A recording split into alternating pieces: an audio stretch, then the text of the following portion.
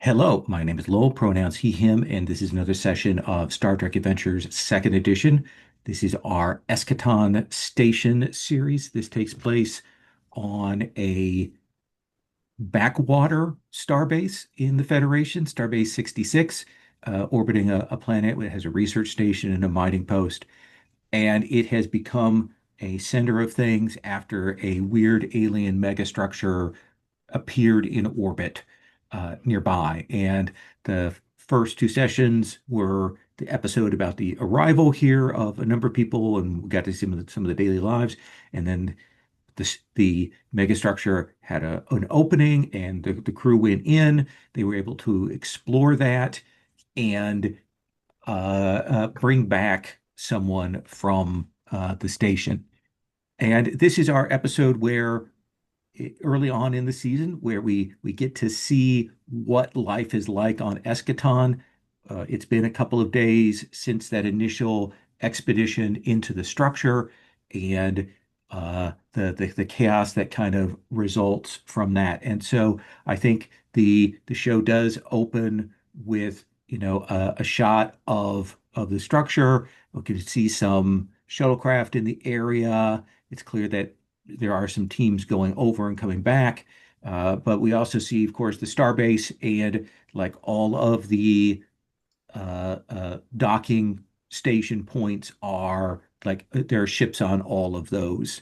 It's clearly crowded. And I think as we come in, we are going to see, the hallway that was already kind of chaotic there at our promenade with all of the various market stalls and things is probably even more packed. And I think then maybe we cut to some of the areas of the Federation offices with various people, trying to submit requests for entry onto this or scientific knowledge and all of those kinds of things. And then we get the voiceover from our operations officer, and then I'll let Dan kind of describe what we see them doing as this voiceover happens. So Dan.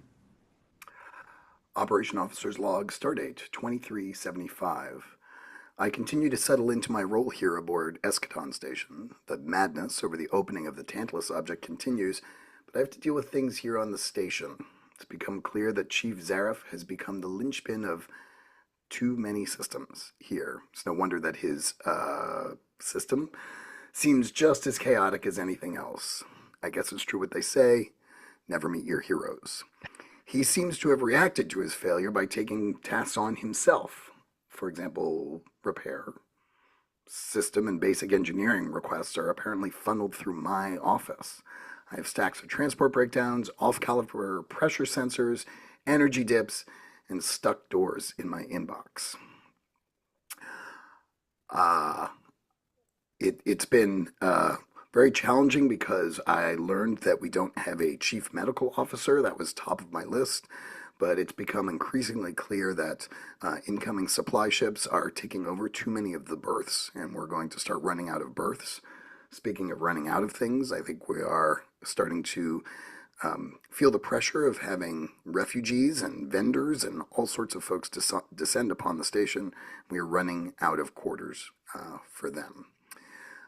Not to mention the fact that I'm a little worried that with all of our attention on running the station, we're going to lose track of what's going on with the artifact. And who knows what people are taking from there. But perhaps the worst thing is my inability to actually get a decent meal. And we've seen you like in the montage of you working and operating there. Like, what have we seen you doing? Like, are you have you been arguing with people? Have you been investigating things? Like, what have we seen? My demeanor is pretty level-headed, even for an Andorian, and I'm constantly in the middle of a lot of arguments, and then sort of doing the "you go there" and "you go there" type thing. Um, uh, when I talk about kind of too many ships coming in, I've got both captains on my screen, and I'm kind of going back and forth between them to try and figure out how to line up the berths things like that. And we will see you then walking along a hallway. We're clearly in one of the less less used levels. The lighting is at 63% here. There's maybe a little bit of maybe some steam mist in the air, which shouldn't be. And you're kind of walking along, checking your map versus what's here, checking the manifests, all of that kind of thing. Maybe, yeah, a little bit of a sinister sound to the musical cues. And then, Bontali, you smell something and it hits your nose. Your ears go up, your antennae go up, and it smells delicious. What do you Um, do? I finish the task that I'm doing, which is keeping inventory of all the available spaces on the ship, and then I immediately start to follow the direction of the scent. And you'll move down. This is one of the sort of semi-public areas. So there are some people that kind of move past you, maybe some refugees and things like that, they avert their gaze and keep moving kind of thing. And you will find yourself at a junction where there is a side spur corridor here that you're looking and it's not on your map. And down this hallway, you will, this wafting, delicious smell. I double check the pad just to see if I can make any heads or tails of where this passage came from, but I am definitely, it's been a while since I've had a good meal, so I am definitely heading in that direction. And you will move down and you've seen a couple of these things where clearly the maps and things that you have are the original kind of engineering schematics and things like that. And clearly you've seen some changes. And it will terminate in this space that is a small room uh, with a counter and some makeshift chairs. And there is a weird set of cooking equipment. There's actually open flames back there. And you'll see there are stacks of like refrigeration units and things. And I'm trying to remember the name of the guy from uh, uh, Quarks who sits at the bar and never says anything. Um, Morn, Morn. Morn. There is one of his species behind the counter there, working the counter, and there are a couple of people seated there at the stool, and you will hear this automated voice go, "Hey, welcome. What can we get you?" And the Morn figure will kind of look out over at you and point to an open chair. I 100% sit down without even hesitating, put the pad on the counter, and I say, "Do you have a menu?" Of a sort. Specify your tastes, and we will make it to order. Um, so I describe, I think, like a favorite childhood Andorian breakfast, Mm, uh, and because I've really been missing my breakfasts. And I think Andorian food is, there's probably something in the lore about this, but I'll just make it up. I think they tend to have very savory, warming breakfasts. absolutely. It'll go classification Andorian. Give us a minute, and you'll see the Morn figure kind of look up like he's listening to something, and he'll do the thumbs up, and then there's this rapid fire. He's pulling things out of the shelves, he's tossing them around. He's got the equivalent of a spacewalk there.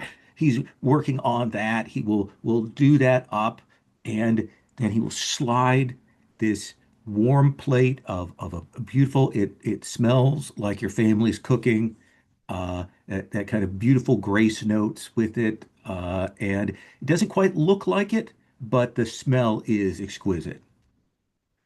And Um, I don't even talk. I just eat.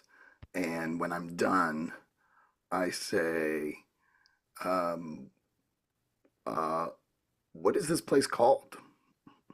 it is called Zotz. Welcome to Zotz.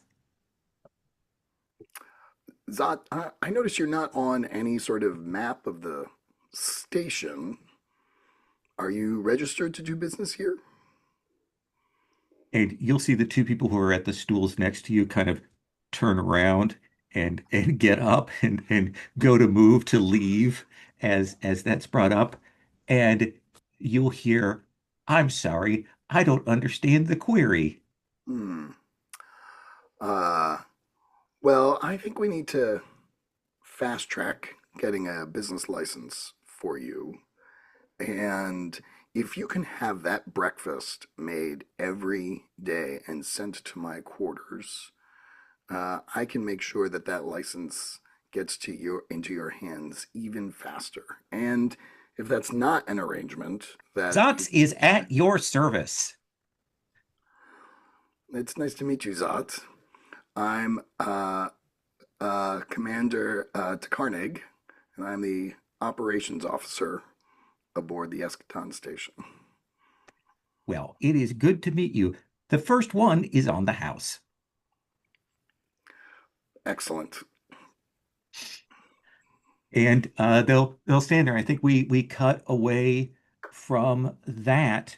And tell me, Scilla, what does our brig look like for the station? Like, what does that security offices, brig offices look like?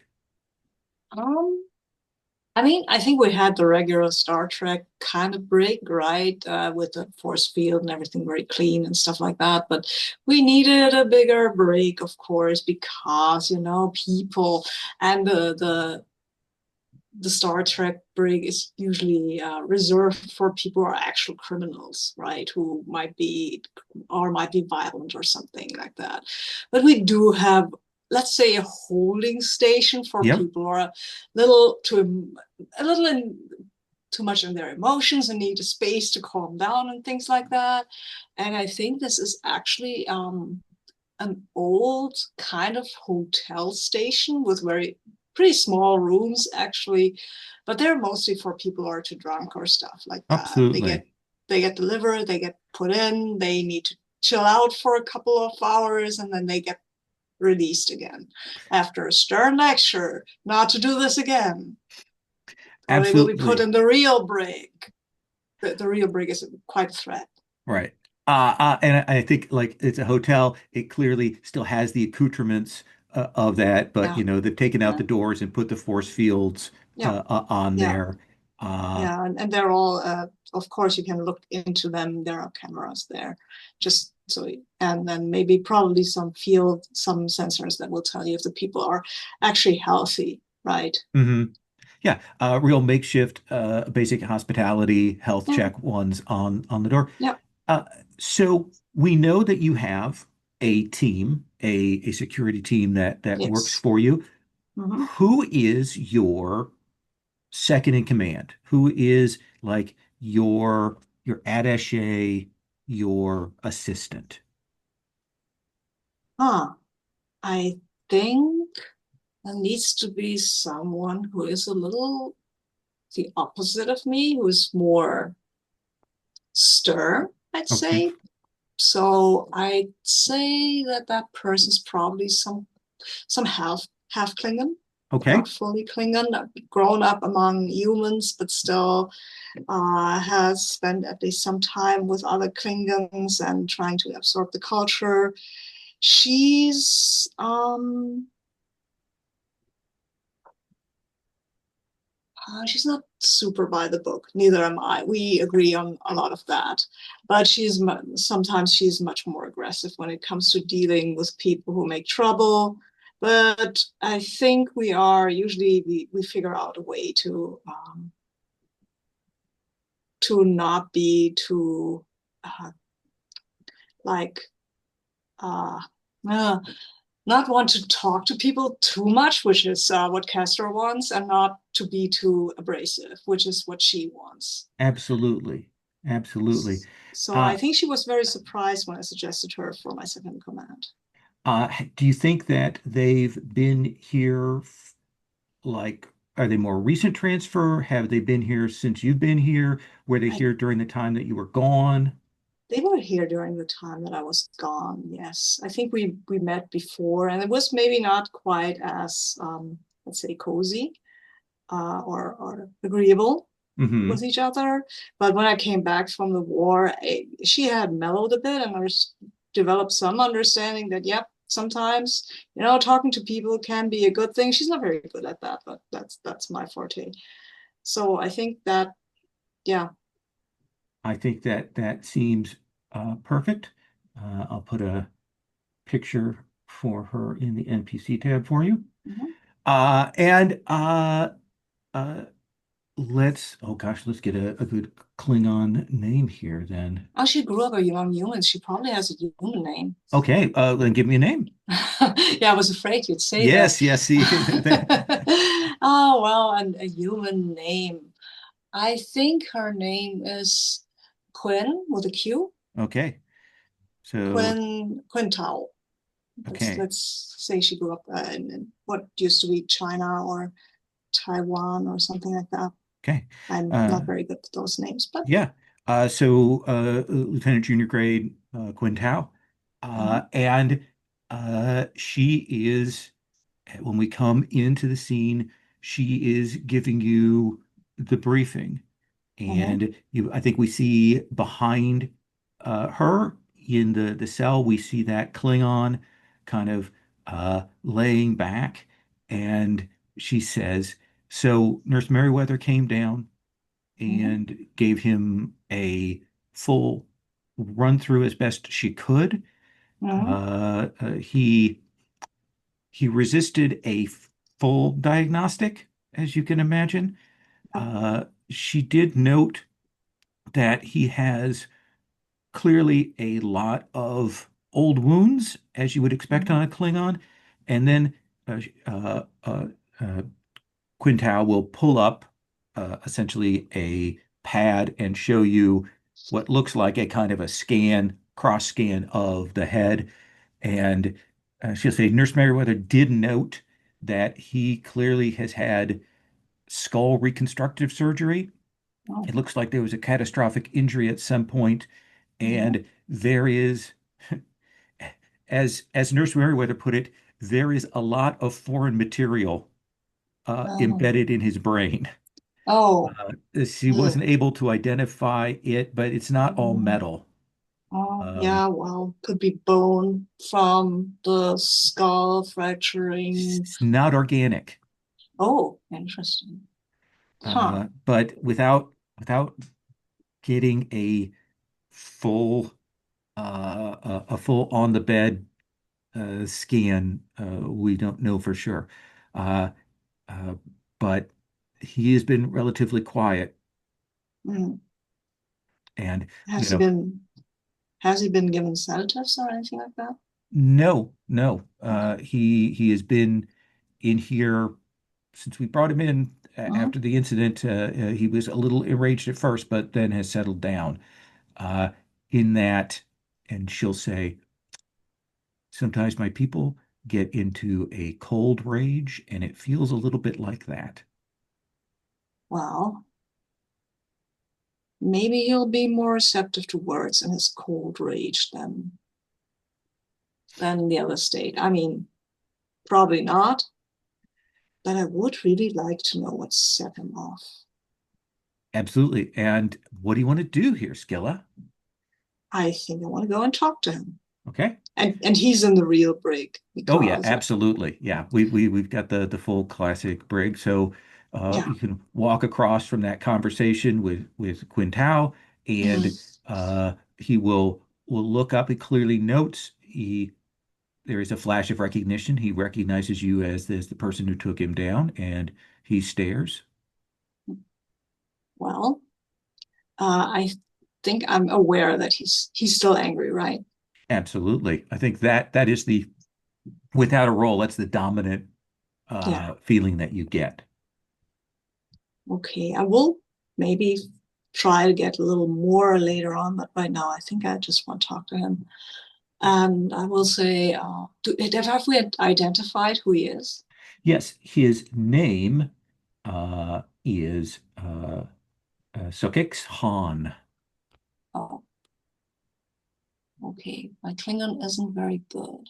Is he on the NPC tips Yes, tab he is somewhere? under the past episodes on row Oh, 59. 59. Okay. Ah, I found him. Okay. So I think I will wait a little, see if he will speak of his own accord. He's clearly doing that, trying to wait you out. Mhm.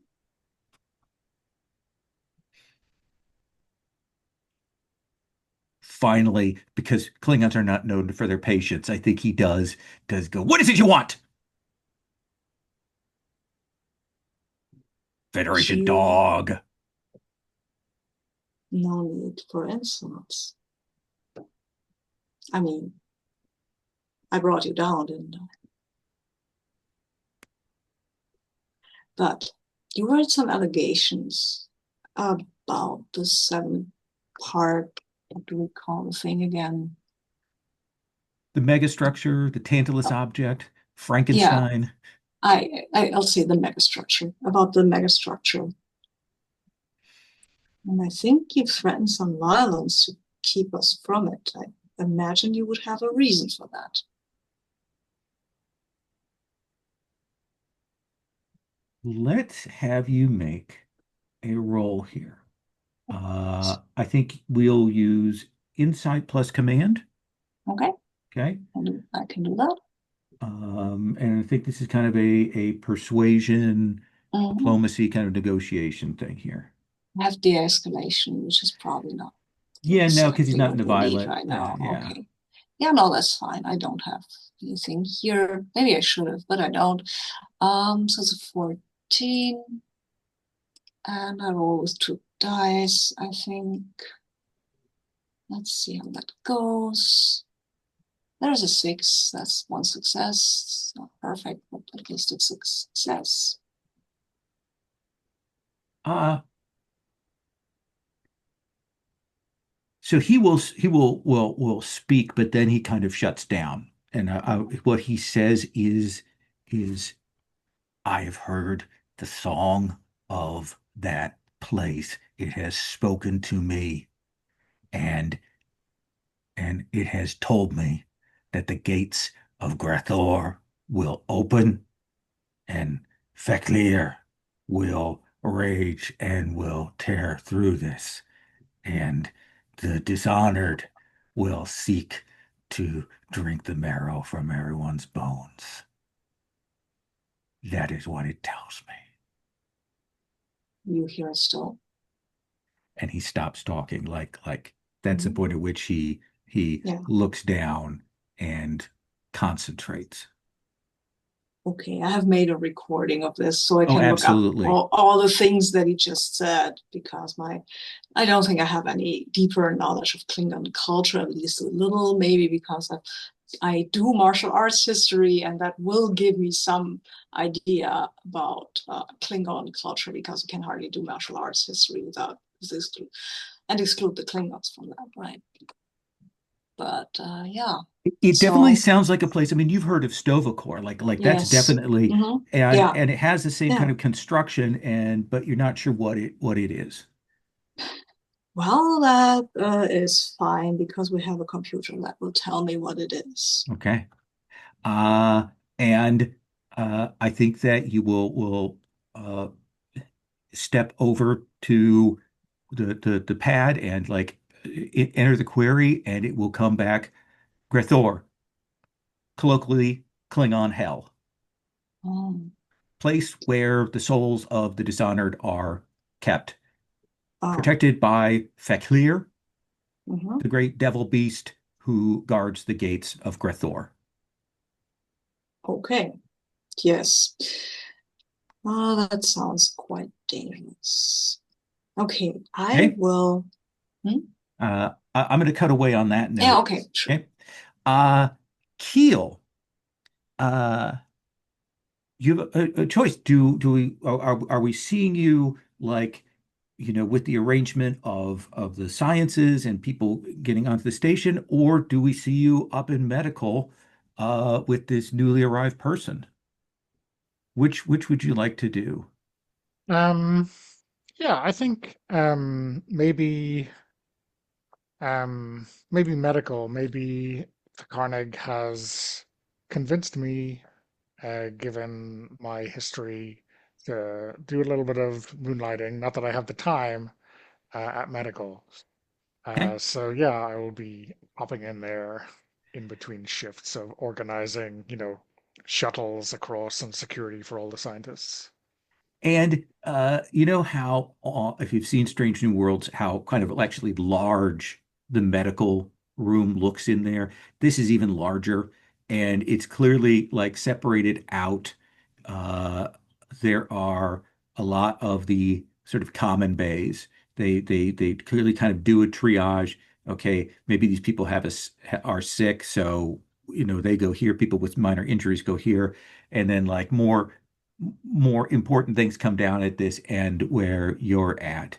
And I think we'll see this person cobble on one of the beds there, and Meriwether is kind of doing another set of scans. Again, that weird thing where he clearly has both some implanted things, and there's sort of almost, augmented reality kind of lights around that maybe seem to be an extension of that. He's been calm throughout. He's clearly been listening, getting his translation device to kind of get more information and more details. And Meriwether, who looks a little harried at this point, will kind of draw you off to the side, and uh, Keel will say, "So I've done all of the standard scans and all of the up through level 5 isolation and quarantine scans. I haven't picked up anything dangerous. He doesn't seem to be, as far as I could tell, has no hidden weapons or anything of that nature. And there doesn't seem to be anything on the biological level, infectious or contagious or anything like that I'm picking up either. So uh, you can tell the administrator that he's cleared for Gen Pop or whatever holding cell you're going to put him in. Um, yeah, maybe we'll swing by security, but any doubts you have? Or, I mean, I know it's a unique physiology, but Yeah, the traces and notes that I'm getting, he doesn't match anything in our system biologically. He seems to be standard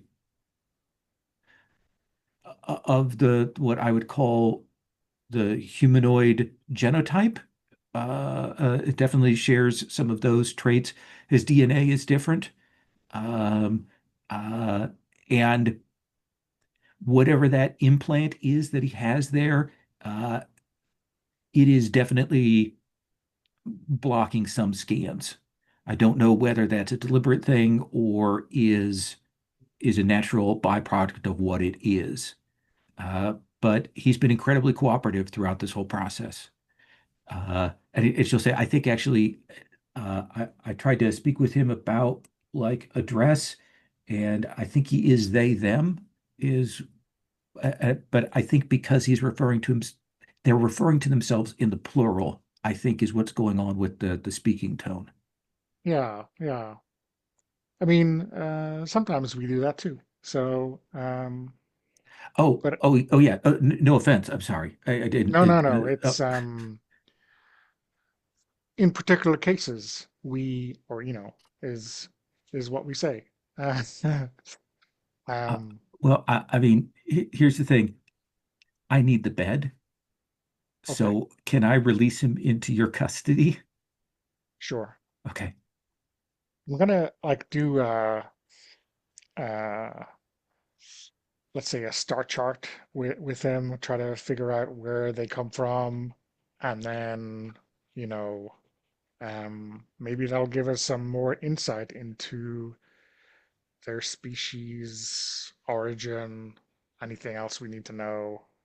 Yeah, but So my let's impression, see how do you address him? Like what do we see you do? He's clearly been like he knows the scan's over, so he does that thing where he kind of sits up and he's kind of waiting. You know, he's met you before, and he'll say, "Am I going to live?" um, as far as we can say, whatever your natural lifespan is, accidents aside, um, the Meriwether here is giving you through your bill of health. Oh, So yes. excellent. This has been interesting, but there are a lot of people in these rooms. So if you're happy with your state, we can release you. We'll have to talk a little bit about where to because, you know, Yeah, with my ship gone, and like they they pause and say, I don't know what I'm supposed to do now." well, let's get you out of here and we can talk on the way. Okay. Um, I I think maybe you can help us and we can help you if we figure out where you came from and where uh, the object, as we are usefully calling it, was, you know, when you were last walking around. All right, all right. That seems reasonable. And like we might see you two walking through a corridor. Like, where do we end up? Like, eventually we're going to see you two like face to face, seated Yeah, somewhere. I think I'll say something like, "I know this great place," and we end up at Zot's Okay, first.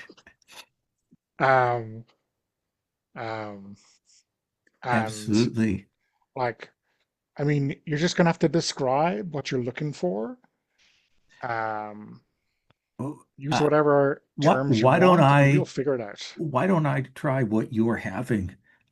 Because I don't think I've translated the sensory words yet. I'm still working on that. So, um, Oh, okay.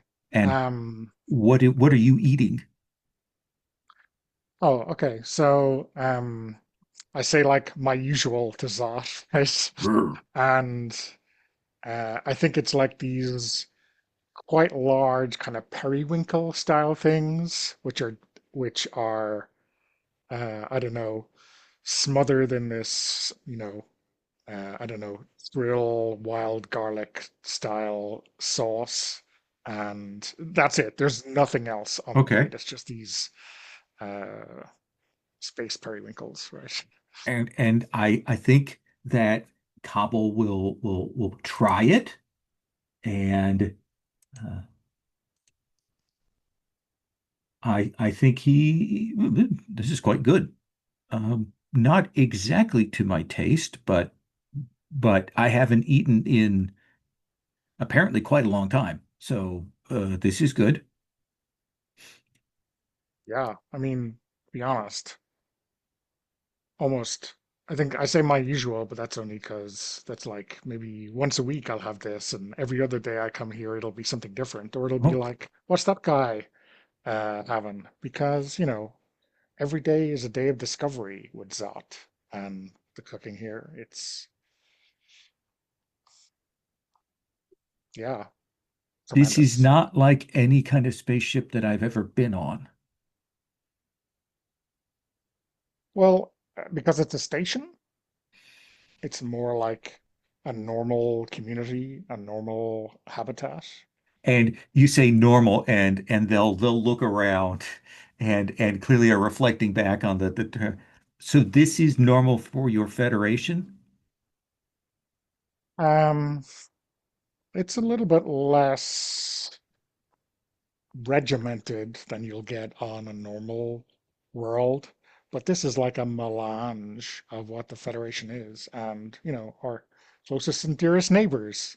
I say, looking at, I don't know, or um, someone who's definitely not from Federation. Absolutely, the Regellian sitting next to you. Yeah, yeah. I think I want to cut away there, but we'll come back, and if you want to continue on with another scene with Kabul, or we want to do something else when we come back, we can do that. Gop. I think yours is maybe kind of starts out maybe in a little more kind of lower decks way. Uh, we have you and other ensigns in the kind of classic multi-bunks like we would see there.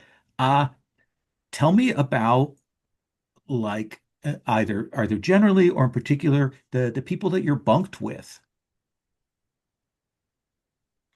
as either a specific person or generally what they think of you or what that's like. Yeah, so the people I'm bunking with, um, I mean, we've kind of established that there's some level of chaos in engineering. Um, and I think when the scene opens, you would see Gops sitting like at a table next to some of the bunks. Um, I mean, maybe playing some kind of card game. Hmm.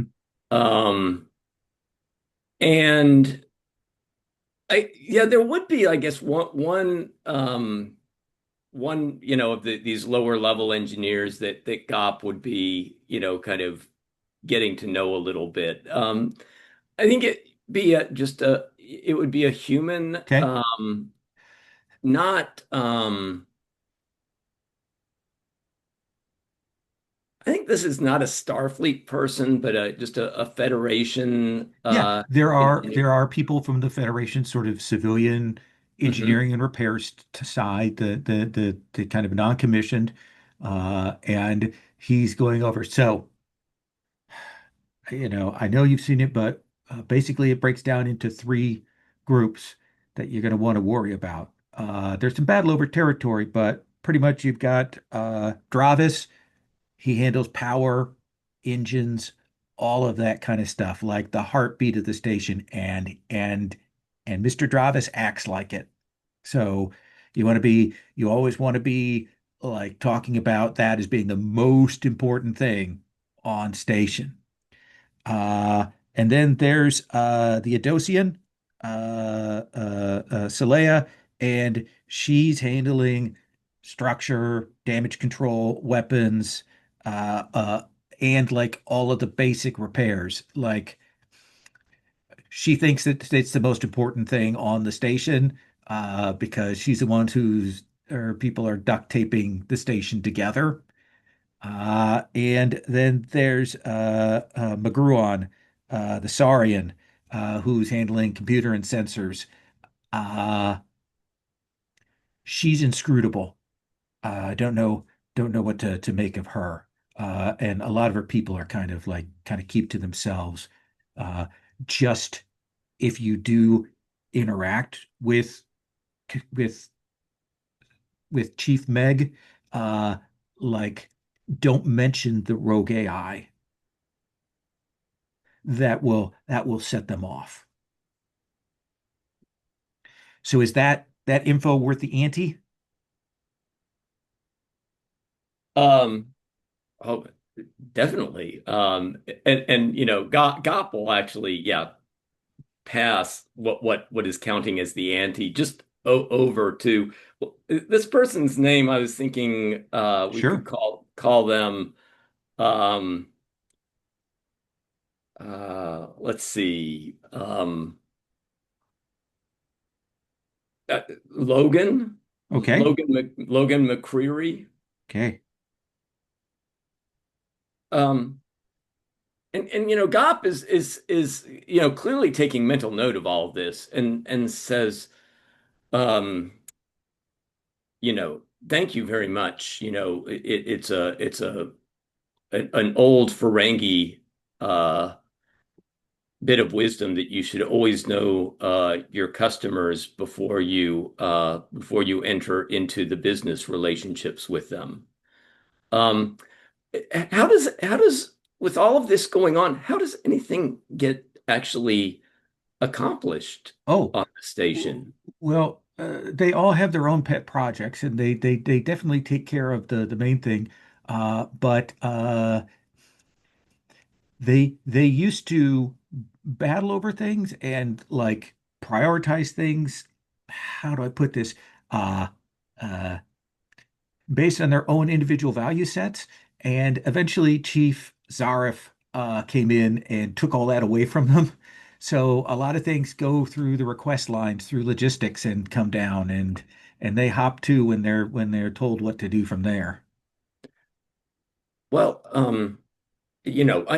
I feel like, having been here a short time, I'm beginning to kind of get a sense, at least. I don't have I don't have a sense of exactly how the engineering department is going to operate, but I certainly have a sense of how the equipment on the ship operates. And I think, you know, the engineering side of things is kind of well within my my knowledge and my ability.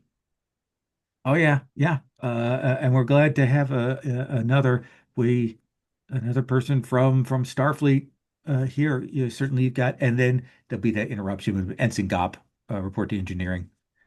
Uh, and I think we will cut to you in front of our Idosian Saleya, who kind of looking over notes. And Gop, is it? It is Gop, correct? Gop? Is That it is it got is it Gulp? no, no, GOP Gop, is correct. Just Gop, yeah, just straight out Gop. GOP is good. Absolutely. Uh, we need you to go down to the Jeffries tubes down on level 8C. And there is a malfunctioning pressure sensor there at this juncture. Please go and repair it. It is risen to the top of the queue. Well, certainly. And what is this a pressure sensor for? What system it is like this is the air pressure on the station? Is And that? and and she like puts the pad in front of you and goes, "Go and fix this." I see. I see. Well, I will get down there and assess it. I mean, I've certainly dealt with all sorts of different types of pressure systems before, and yeah, it won't be any pressure for me to take care of this.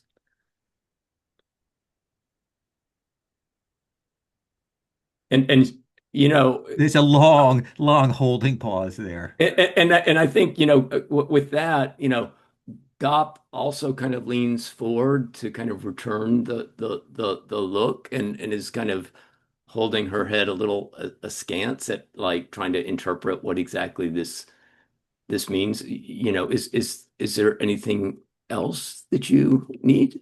No, I'm trying to parse that last sentence that Oh, you spoke. um, yeah. Well, Dismissed. okay. I am off. Okay. And I think we cut to, what is the thing that makes these Jeffries tubes different from DS9 or Star Trek, Next Generation, or even old classic Star Trek? Like what do we see there? Um,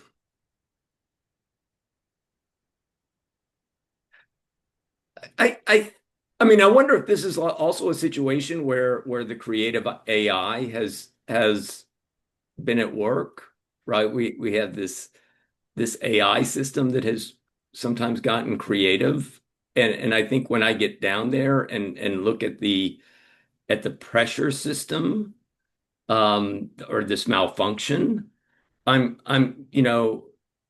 I think, what's odd about it is that this, Gop is saying this should not have been a problem. It seems like there has been some kind of odd creative engineering going on to Yeah, it seems to me, recalibrate, right.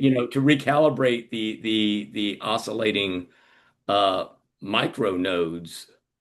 It's weird. Like it could be the AI that's done this. It could be something else. You certainly heard enough about the AI having mucked with the systems that that is definitely a possibility. Let's have you make a reason plus engineering roll. All right, so reason. And, all right. So this is an 11. Okay. I'm looking at my focuses. I don't know that this would, the Jeffries tube. No, I don't think so. Yeah, no, I don't think so. All right, so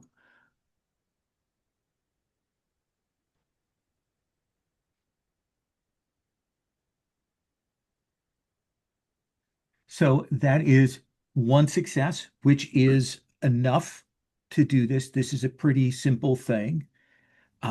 You will work through it and you will realize that like there is something odd, like the pressure sensors, like the readings you're getting on it are very odd. And I think we see you in that like classic Jeffries tube and you're kind of up above yourself and you do that and you get it reset like you want it.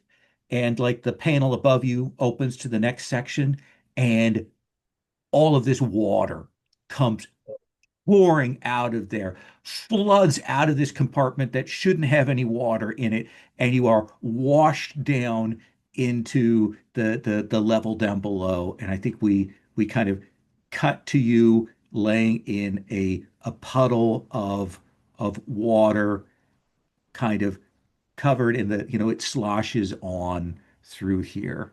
Um, and I think you hear the AI go, pressure sensor recalibrated.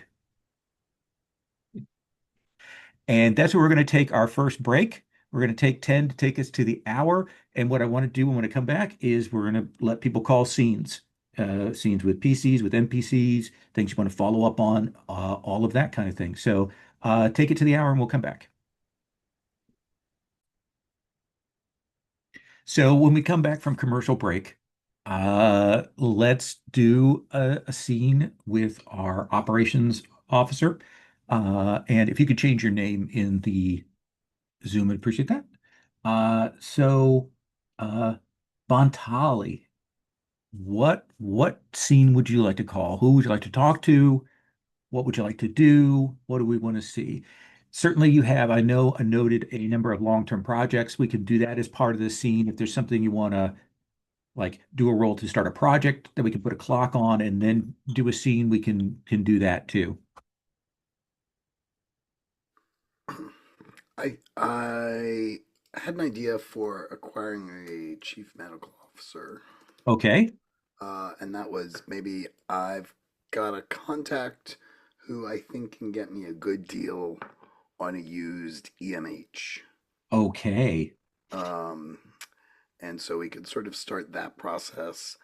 I also wouldn't mind sort of planting some seeds around my intelligence work, so maybe a check-in with my handler.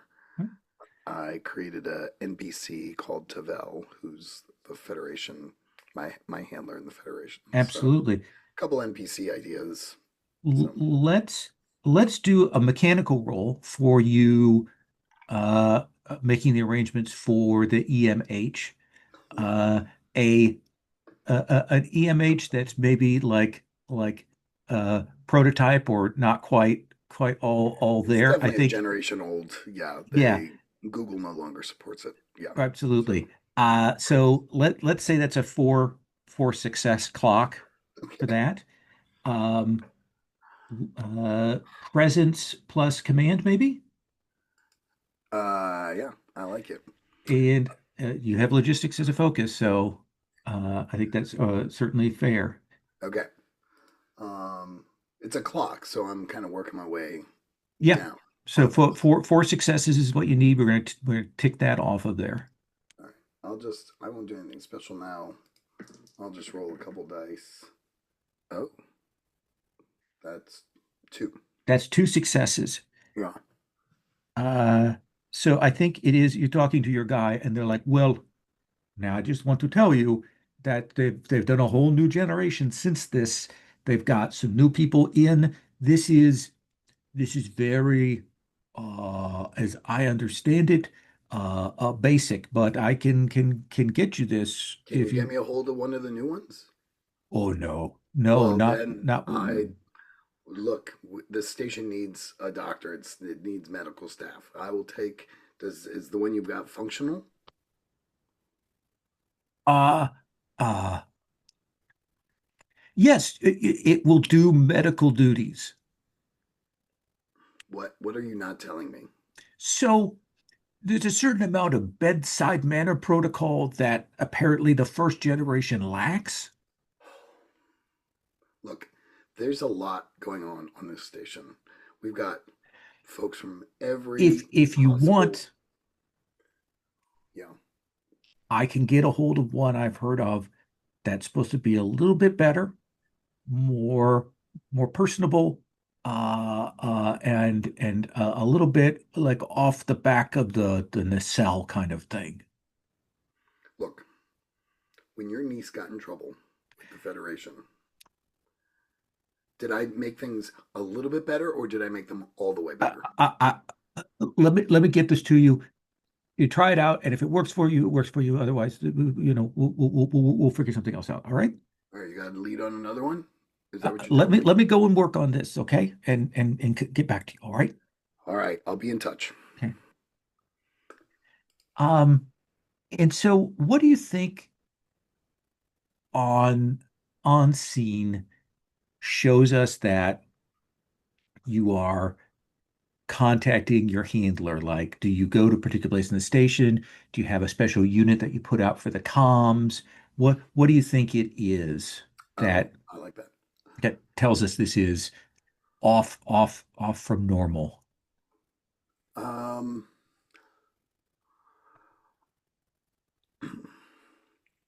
I think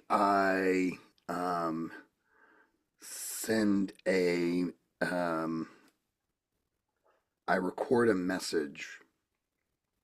You see me sort of recording a message um, that I send to, I don't know, an old professor at Starfleet. Hmm. And or maybe it's an uncle, like some kind of family member that doesn't exist, but is the person who I'm trying to get in touch with for my handler. Okay. I think one of the reasons why I was snooping around at the beginning of the episode was I was looking for a more private place to have these calls, and I perhaps discovered a alcove next to Zot's Okay. as well, where I go. Absolutely. I think maybe we see the plate of food in front of you there. Like I'm Uh, eating yeah. when the call comes in. Yes. And there will be that pop-up of your handler, Tavel, and they will look at you. Of course, they've caught you just mid putting the food in your mouth. Tavel. Bontali. Yeah. Uh, so I've got your initial notes that you sent on regarding the object. You did There's not only been go. No, I did not go. Okay. There's too much to do on the station. I felt like sending the operations officer, who's in charge of logistics, over to do a science mission, an exploration mission, would tip my hand a little too much. Unfortunately, I didn't have an opportunity to send anyone from my team to do any observations either. So, Were you able to get any data? Were you able to copy the records, anything of that sort? oh yeah, yeah, and I'll Oh, I'll send you what Starfleet collected. Um, if this thing is a weapon, I think it's going to take a lot for us to figure out how to make use of it. this has certainly changed the terms of things. We did not expect the situation to develop as quickly as it has.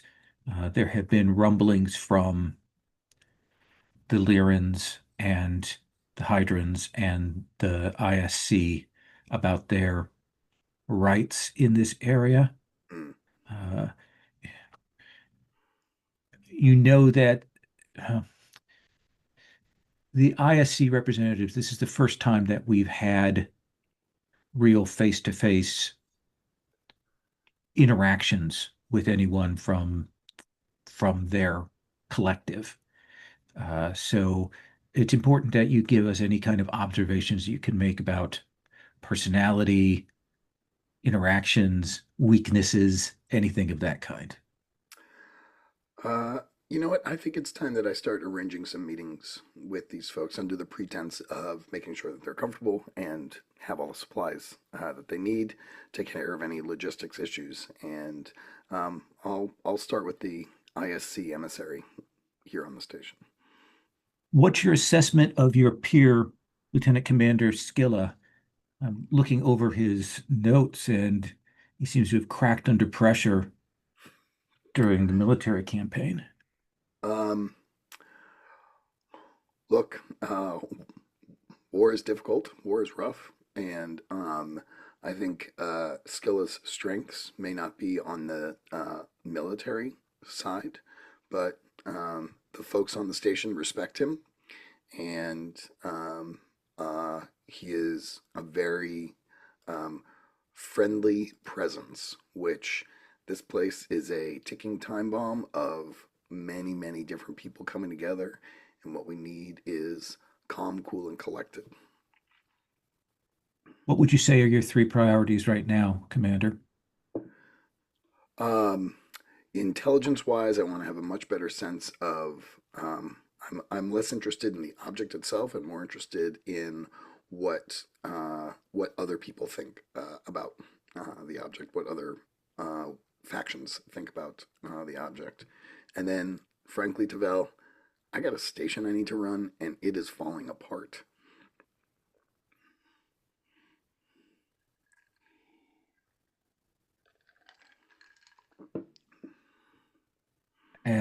Our resources are stretched thin, but is there something in particular that you want?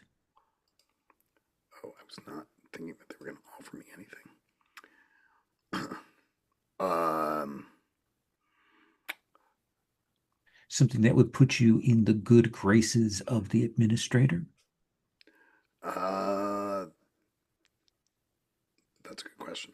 I was going to ask for an enthusiastic young junior intelligence officer to help me tackle some of these logistics challenges. All right.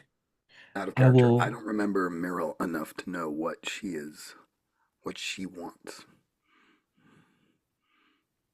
Yeah, I don't think you know yet. Like I don't think you've interacted with her enough to get a sense of that. Uh, but Tavel will say, I will send you some files, personnel, look over, make an assessment, and pick one of them, and I will have them transferred there.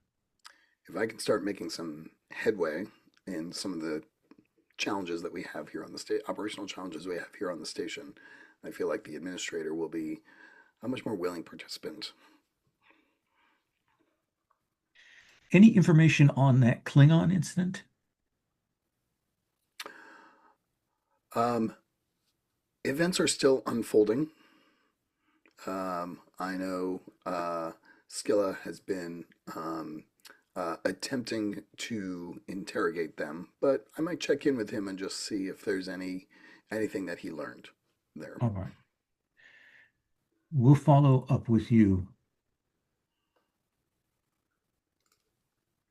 And so she kind of pauses and she says, the situation with the war with the Dominion is not going well. I think it's fair to keep you informed on that, as you may not be hearing that. The reports you may end up hearing may paint a rosier picture than what is in fact the case. Understood. Let me know if there's anything I can do from here. But in the meantime, I suspect some resources from this object could possibly tip the war in our favor. Let us hope so. Tavel out. I dive back for my dish. Finish it off before it gets too cool. Like there's there's that temperature, Yeah. when taste changes. Uh Scilla, what scene would you like to call? What would you like to do? I would like to do 20 different things, obviously, but I think I would start out with a visit to Nurse Merriweather. Okay. Um, Yeah, we'll see that largish uh of area up there, the large med bay. I think as we're coming in, Meriwether is extracting a knife from someone, and uh, she's saying, "Do you want to make a report?" And they're like, "I fell on it. I just fell on it. I slipped. I was cleaning my knives in the shower, and I fell on it." And Meriwether will roll her eyes and then look over and see you, Skilla, and you know turn it over to like one of the two nurses that they have under her to micro suture that up. Commander. um, I think we might be a little more friendly than that, Okay. actually, All if you right. don't mind. If you Sure. think that's the same thing. I think Nurse is not her first name, though. Yeah. What is her first name? I think Merriweather. I think Colleen is her first name. That's okay with everyone. Her name. I'm sorry. What? Colleen. Colleen. Okay. And I think that so I think he will go in and say that looks at this person and says likely story. It happens all the time. And they avoid you're well known on the station, so they avoid Mm-hmm. looking at you directly. Mm-hmm. But she'll walk you over and say, "How you doing, Castor?" Well, one question: the stress I took from before Is that's gone. it's Yeah. gone. Okay, Yeah. so I think he'll shrug and say a couple of bruises from my tussle with this security system, but well, uh, yeah. How are you holding up? Uh, uh, there are more people here, and it's clear that um, there are a little more sets of arguments happening in places. I think some tussles over who who's going to have right to kind of push forward in the lines, even though there aren't any lines yet. I think right now we're hearing a lot of people with rumors about what's coming next, and they're jockeying for things that aren't there. Uh, Yeah, and I've we that that merchant that you just saw there came in and is just an example of the kinds of things we've been seeing. mm, yeah, we've seen that too. Do you have a minute to talk about the Klingon were looking at, or? Yeah, and she'll gesture for you to come into like the doctor's office. Mhm. You can tell that she's a little uncomfortable coming in here, that this is, not her station, but she'll sit down and she'll pull up the holographic projection and she'll say, uh, so I I take it that uh, uh, Quintal told you the basics? Yeah. Yes, I saw the scans and I've talked to him. I was wondering if some of these things inside his head might resonate with some kind of radiation or something that was coming from the station that gives him those ideas. I mean, It might be a simple aphasia caused by damage. We don't know enough about deep Klingon brain injuries, but there's definitely something odd. The materials in there, mm, there's definitely metal. mm, If we take out the various bits of organic things, uh, I would have to do a deeper scan, but I think at least some of the material in there is crystalline. So Yeah, might I, be a resonance there. yeah, I'll take this maybe I'll take this to the science people if you don't absolutely. mind. No, I, absolutely. I think this is a security issue more than it is a medical issue. uh, yeah, yeah, I'm not sure. He was angry, and I think he was mostly angry at being detained. But anyway. I released that Kabul fellow into Oh, Keel's custody. okay, okay. Keel said he was going to talk with you Mhm, about him, but he checked out. He's clean. I don't think we have mhm, anything to worry about, okay, contamination side of things. mhm, okay. I I I think I brought her something to eat or something to drink or something, right? Just because I don't think there's a lot of time to go and get her a Ractagino or whatever she likes. Oh, thank you so much.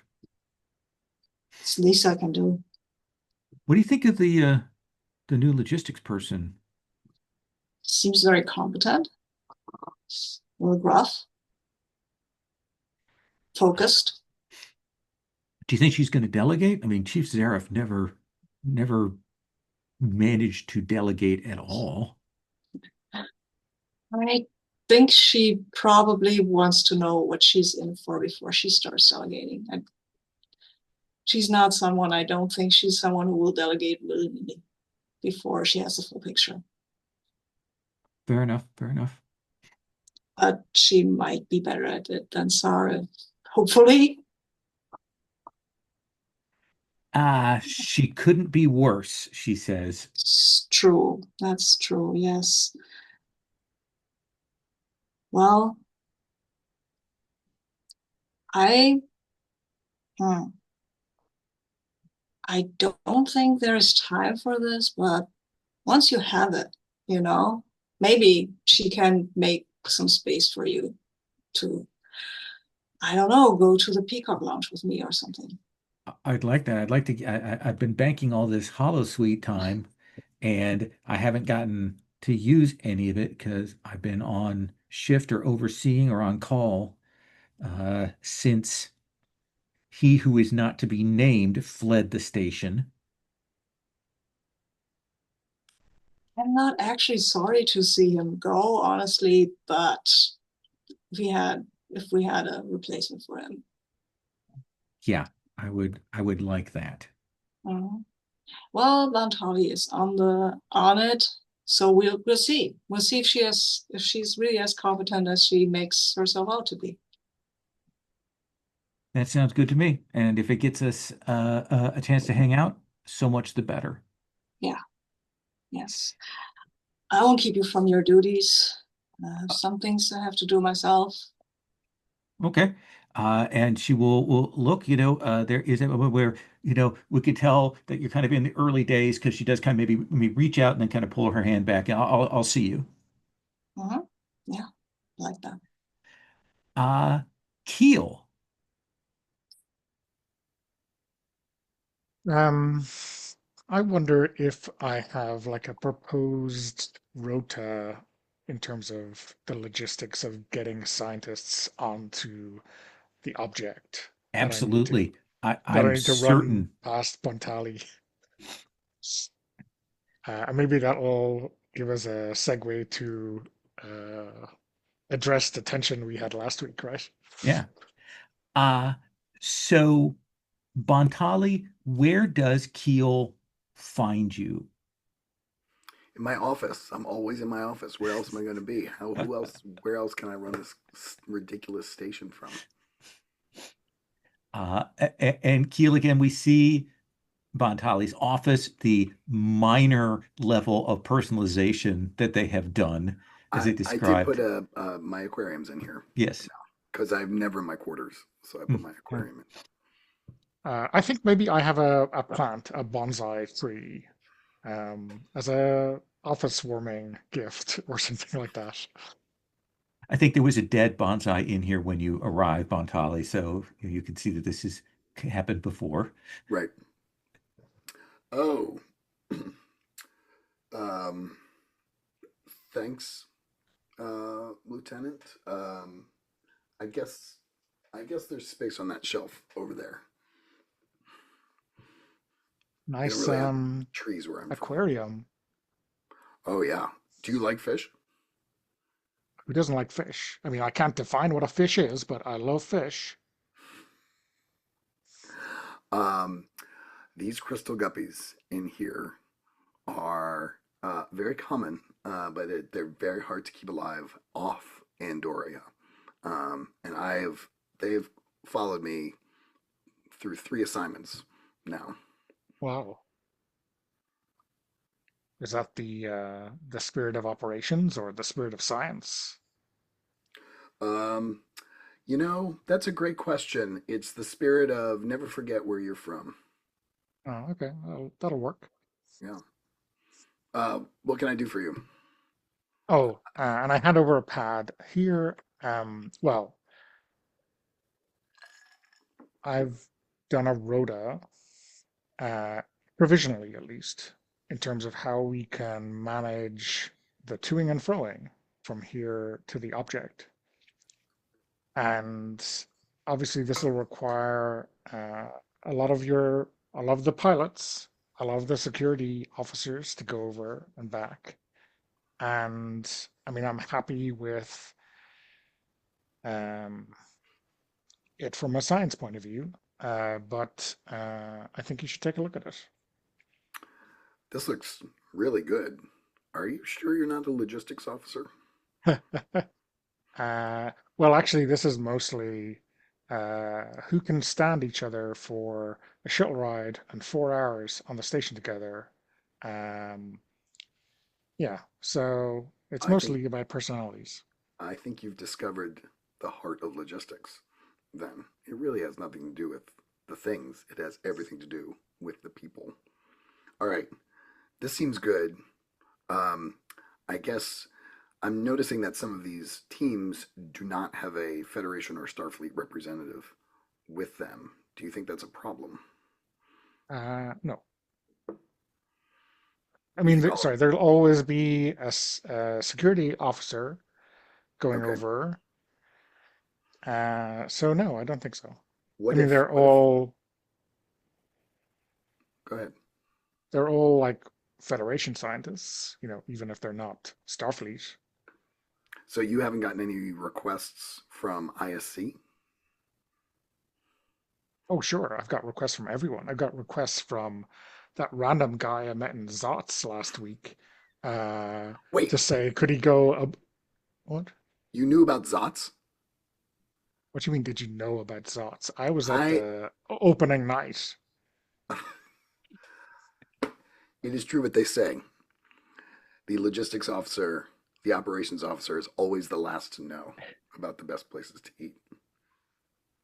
I Well, just you're always discovered in that this place. office. You're always in this office. So, That is true.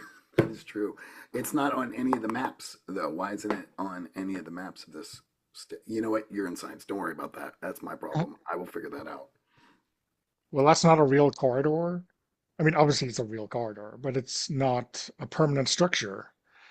And the Starfleet regulations actually dictate that only permanent structures get on the maps.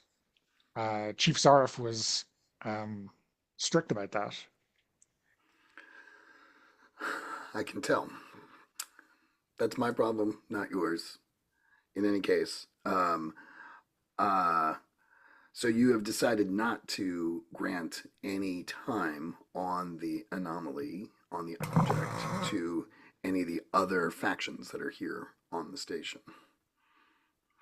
I mean, I don't think that's wise. I agree with you. Did you think I'd just open it up to anyone?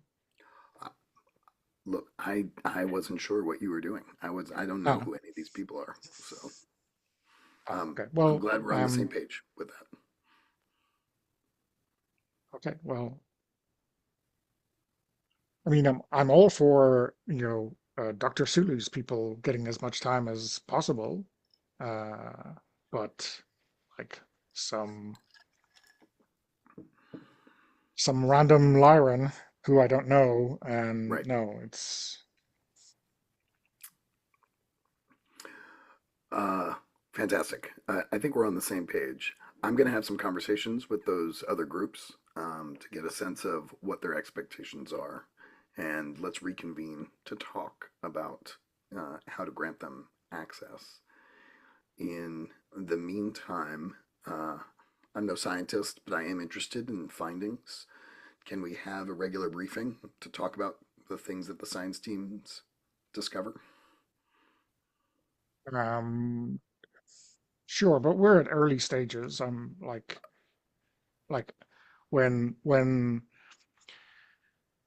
when someone from another, you know, specialty starts talking about what they've discovered, really a lot of it goes over my head. Um, Hmm, so yeah, if I understand. you're if you're open to be bamboozled, we can share you the data. I spend 90% of my time on this station a little confused about what's going on. So I'm perfectly comfortable with that. In the meantime, my chief concern, as always, is will any new discoveries put additional pressure on the station? Absolutely. I would like Every to know day. about those as soon as possible. Uh, I mean, only insofar as we might need to bring more science officers out here who are, uh, waiting by the subspace channel. Um, And I point to I don't a know. monitor, and I'm like, and it's like sort of flashing red of like all the different residential compartments. There's like none available, and I'm like, that's why I need to know who's coming and when. We're running out of space real fast. Well, if you want to destroy morale temporarily, if not permanently, I'd be thinking about um, doubling up for all the Starfleet personnel. I will take that. I will take your that recommendation under advisement. Does that feel like scene? Yeah, yeah, I think so. Okay, yeah. Uh, Ensign Gop, what scene would you like to call? Okay, so one idea I had was trying to do some work my way to do some modifications on the runabout. Absolutely. And I mean, I could imagine maybe, I mean, because the highest ranking Starfleet people are Scylla and Kyle, correct? Our Oh, Scilla and Bontali. Scylla and Bontali. Um, like yeah, I could have, a scene with one of them where I'm going to try to persuade them to kind of get me some engineering assignments on Let's the have the scene with Scilla since we just had a Bontali Keel scene. Let's the person you can track down quickest is Scilla. Scilla, where will Yeah. Ensign Gop find you? Probably in my office because I have to be there at least occasionally. I mean, I'm running around a lot. But do have an office and I come here just to check my mails, I guess, or communications, I guess. And then this is the proper framework to talk to the dignitaries who want stuff and who can have stuff because of security things. Like you can't blow a hole into the hull. No, I know that that would make access for your people from your spaceship a lot easier, but you can't do that because it would depressurize this. You cannot do this. This is not allowed. We will lose our shields. Please don't even try this. Otherwise, we will have to have words and not the nice kind of words like we have now. So as this sort of slightly outraged dignitary is leaving, you can pop in Gop. would it be appropriate that Gop would still be kind of dripping from the cleanup that Sure. she has had to You're kind you're a of little you're a little moist. Yes. Um, and maybe a little frustrated too, because I've had to kind of clean up this Jeffries tube situation. Um, um, uh, Lieutenant Commander, I wonder if I could have a word with you about uh, well, a matter of what might be some um, important use to us. Oh, come in, close the door, please. Uh, Uh, and then Gob, right? that's right, and I apologize for my appearance. I've just been uh, having to clean up a quite watery mess from some malfunctioning Jeffries tubes. Never apologize for your appearance if you're an engineer on the station. Gob, that an ensign, sorry. That I have seen a lot worse. Oh, well, I guess I have more things in store for me then. Um, But Lieutenant Commander, I'm there's a lot of work to be done in engineering, and as you might know, there are three different kind of heads of engineering who are putting us under, who are kind of under their supervision on various engineering tasks. But I, I I think that there's an important um, engineering task that awaits me um, if it could be arranged to kind of put me on that task, and that involves the runabout that we recently took over to the megastructure. and now you want me to find someone to requisition you to do that, right? Well, it just strikes me that with the way things have developed in terms of the Tantalus object, that um, the station will need um, a reliable ship that can effectively maneuver around that object. And it does strike me. I mean, I was at the helm, and I can already see a number of improvements that could be made to the performance of that object, specifically improvements that would equip it more effectively to be taking teams Mm, across to the Tantalus object. I see. And you didn't raise this with one of your engineering superiors because they are contentious with each other and referring to a higher authority or having a higher authority request you to do this will make life easier for you. Am I seeing this situation correctly? Well, it has become almost immediately apparent to me that the three people who are running engineering are very knowledgeable about engineering, but they are a little less knowledgeable when it comes to um, organizing personnel. And sometimes I think they might let their own is the term ego, is that the correct term, that they let their egos get in the way of sometimes, coming up with uh personnel solutions that would be effective. So you were looking for a more effective way to handle this, right? Yes, Okay. a more profitable solution is what I'm looking for. When when customers are bickering, sometimes things will come to um, a standstill, and it can necessitate a more savvy uh, person to kind of see the correct and profitable route to take.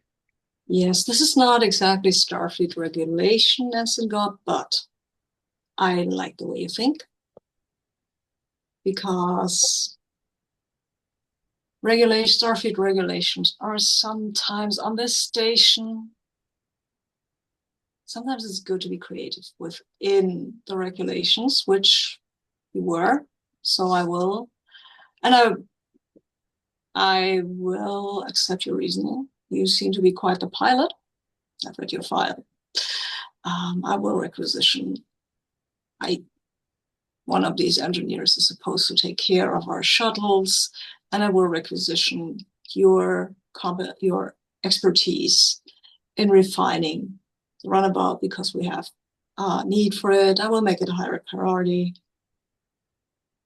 Oh, Lieutenant Commander, I appreciate I appreciate your support in this, and Yes. you know, And while I'm doing this, and while you're waiting for the answer, we have some glitches in our security sensors of the holding cells in the old hotel. Would you be amenable to looking at those? certainly. I would see that as a kind of interesting kind of new type of engineering problem to take on.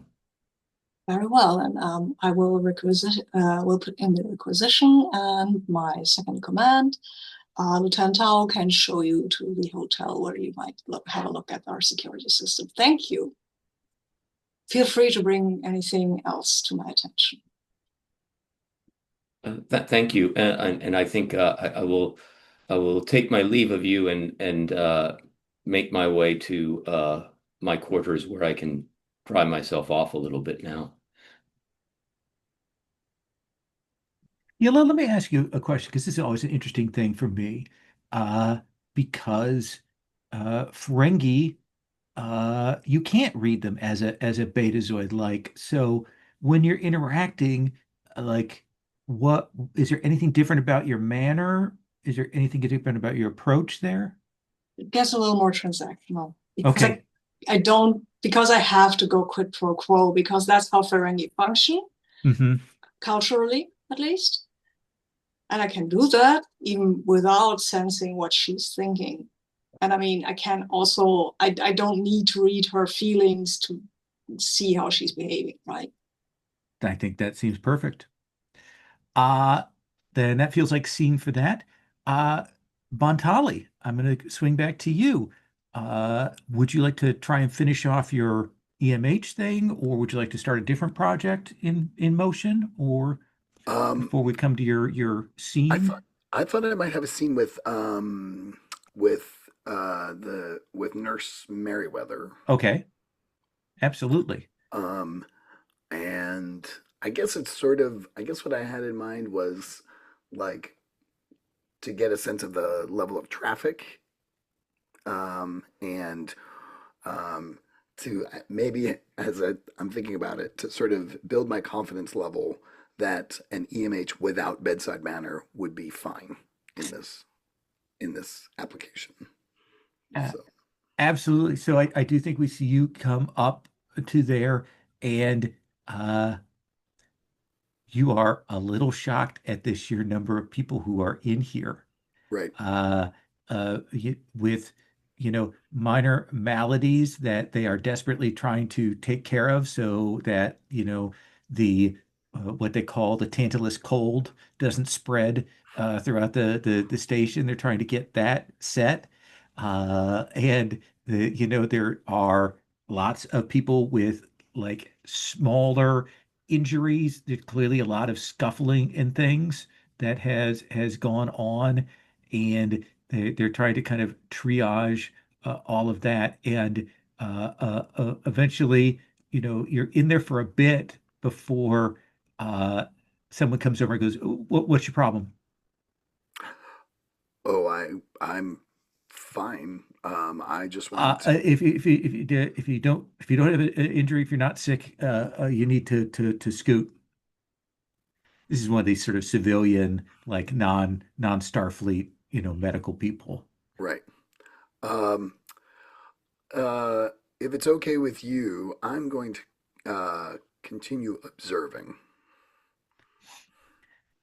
And they turn and go, Merriweather! They shouted across the thing. And you'll see her finish up, kind of pulling, like it looks like somebody fell on some kind of metal rod that they're extracting from that, and they you hear the tang as they throw it off to the side there. They're not quite lower decks medical officer rude, but they're kind of in that mode, and Sure. they kind of they come over and uh, it takes them a second. They realize who you are, and their manner changes. And Chief Nurse Meriwether, Commander Bontali, correct? That's me. That's me. You seem And to she have your. turns to the person. This is the new logistics officer, and blood drains from this person's face, and they scamper away. You seem to have quite your hands full here. It's the lunchtime rush. Uh, don't don't people usually handle kind of small medical things on their own? We certainly have the technology to do that. With what? Like these people, most of the people that are on here aren't carrying anything beyond their most basic supplies and stuff. We don't let them come in with a lot of materials.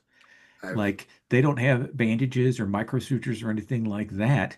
They're lucky we've got defib kits and small first aid packs on each level, and even those get stolen every day. I guess I've served aboard Starfleet vessels for too long, and I am very spoiled. It, it the we've had issues. Replicators are are uh, we have to keep those locked. So we can't easily do emergency medical supplies on things there. It's an issue, and uh, you know we don't charge them anything. So Understood. Well, the first rule of Starfleet operations is never to make any promises.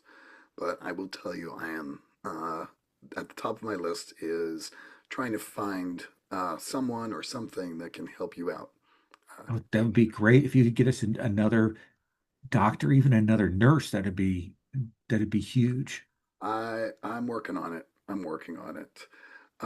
I just wanted to get a sense of sort of what the vibe was in here to see, if we have multiple applicants, who personality wise would fit best. And it seems like someone who's maybe no nonsense, who's maybe almost an automaton would do really, really well here.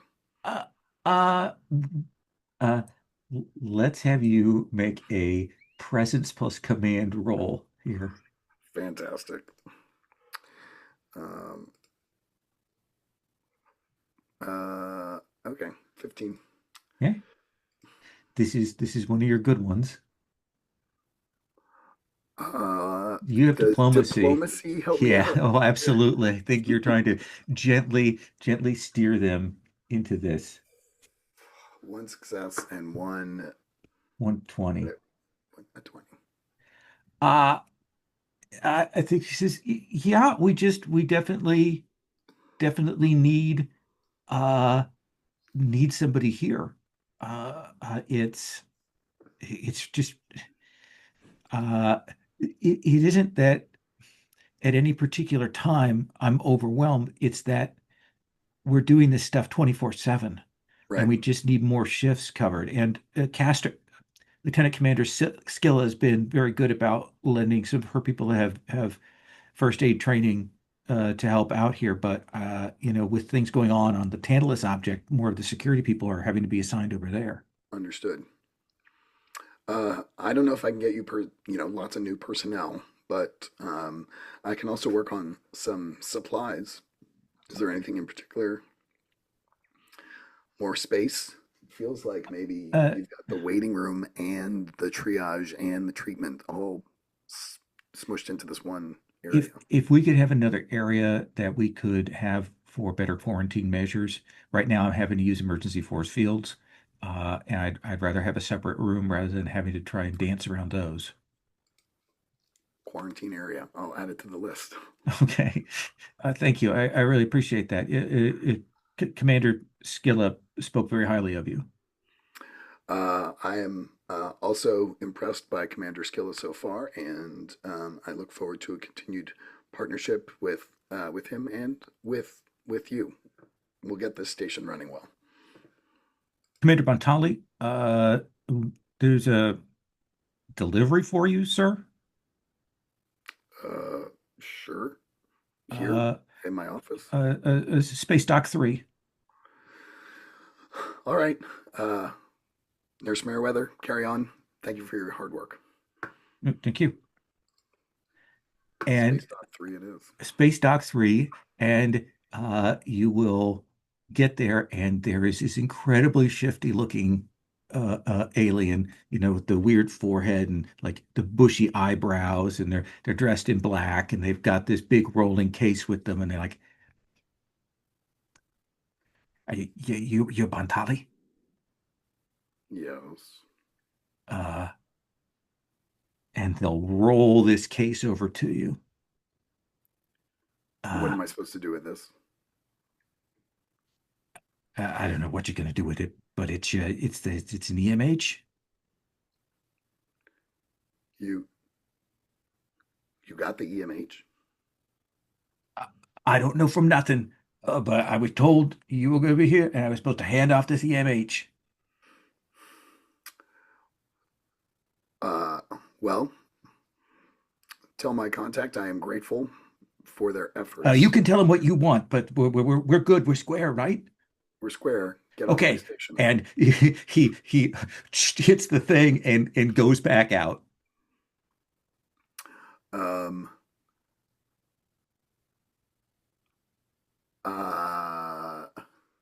Lieutenant Bontali to Lieutenant Kyle. Bontali, yeah. I, What do you I need? received a delivery and I would like someone to check it out to make sure it's okay before I dig into it. Is that something your team can do? Like, are you telling me that Zotz is delivering now? Because that is amazing. Between you and me, I asked Zod to deliver my breakfast every morning, but that's not what I'm talking about. Let me bring it down. If you've got an engineer too that can help out, that would be great.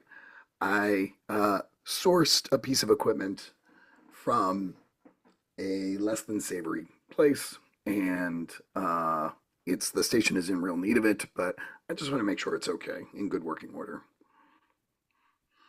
Okay. I'll take a look. I'm gonna cut from there Perfect. because we'll come back to that. I want to come back to Scilla.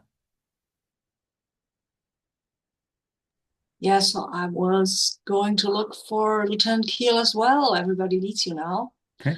because of my Klingon friend, because I think I want to follow that thread a little more. Okay. Then let's kind of cut to as Keel you're coming out of the science station, and you will run into Scilla. Yeah, so Lieutenant Keel, good meeting you here. I have a request for you. Are you free? Okay. Yeah, I guess. Um, sure. Will it take long? Because I am meeting Bontali for something Oh, else. okay. But No, I don't know if it would take long, but I don't know how important this is, but you remember the Klingon who was making a fuss when the I do. two, yeah. Anyway, he has some substance, some stuff in his head. He has suffered some head trauma. And some of this stuff is crystalline. And he told me he wasn't very talkative, but he told me that he heard a voice telling him that the gates of hell will open and the devil will come and eat everybody who's not honorable enough to get into Stoichor or something like that. That's a brief version. I have a full report that the senior personnel will should have on their desks right now, but I would like for someone to take a look at the scan. He is not amenable to having closer scans, and I Well, think the gates of Gethor are opening. I mean, there hasn't been an apocalyptic cult of the Klingons in about 300 years. That's amazing. yes, Um, sarcasm is fun, but the thing is, he no, it's hears a really something. interesting cultural movement. I mean, Yes, yes, but the true thing is that he hears things, and he started hearing this just before this thing opened up. And I want to make sure that what's in his brain isn't having him react to some of the stuff that comes out from there.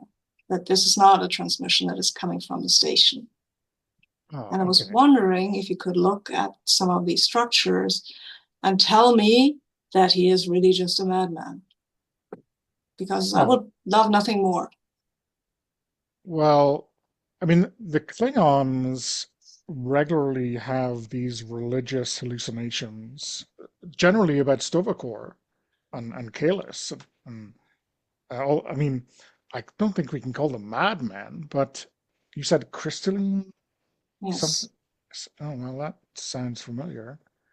Well, Uh, wow. I mean, that's really interesting. Do you want me to bring him to the science no, I just sent you the lab scan. and No, I sent you the scans in the report. I just want you to have a look. oh, See if it's even possible, because I have studied as much science as you're so required on Starfleet Academy and much more. okay, well, I'll take a look, but I'd really like to talk to him. I mean, if you know, it sounds really interesting. Yeah, I he mean, reacted very well. He reacted very favorably to you. So sure, go ahead. Let me know when you well, do, so I can yeah. monitor. And I think I am about to go into what the Klingons do with, warriors who they've deemed as unworthy, and I kind of stop myself because you're obviously not interested. And I go, okay, well, thanks. I'll take a look and let you know. You were saying something. No, no, no. I'm interested. You were saying something. Well, the unworthy are consumed by Fekthir and absorbed into Grethor, and they Mhm. will be let loose in the end days to fight against the worthy. And um, I mean, if you were to say to a Klingon that that would really happen and that they might be in the ranks of the unworthy, that would be like, ooh, they all want to be in Stovacor, but in the dark days, who knows how worthy they might be. Thank you for that insight. I'd like to suggest that this is the point at which we have Bontali kind of cross paths, meet up with Keel. And if I may, Ensign Gop, you've gotten roped in as an engineering consultant, if I can. Uh, and Scilla, it looks like they're like Bontali, what do you tell Scilla? Or are you being Uh, evasive here with this dangerous black box that you're rolling along uh, in a way that Skilla would detect with their Beta Z abilities? no, I don't. Yeah, and my antenna are quite the tell. So I'm pretty straight shooter. I say uh, at the top of my list was trying to get a doctor for this station. I think I got the next best thing, which is a used EMH. A used EMH. Um, but as the humans say, it fell off the back of a truck. So I just want to make sure it is what they said it was.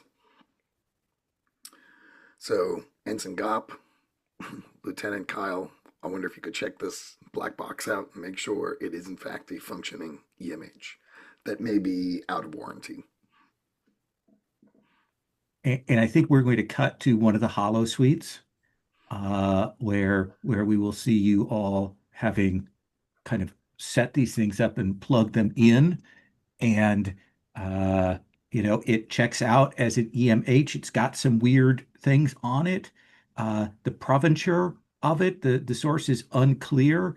It looks like it maybe came from a Federation starship, but it's very unclear exactly what it is. But you've got the systems isolated, and you will plug it in, and you will turn it on, and this figure will appear there, dressed very archaically, and they will say in a crisp British accent, "Please state the nature of your medical emergency." And you can see who it is in the NPC tab there. Oh my God. Oh, wait, let me make my way over here. Oh, wow. And so you have an emergency Moriarty hologram. Oh, wow. We'll take our second break here. Let's take 5, and then we will come back.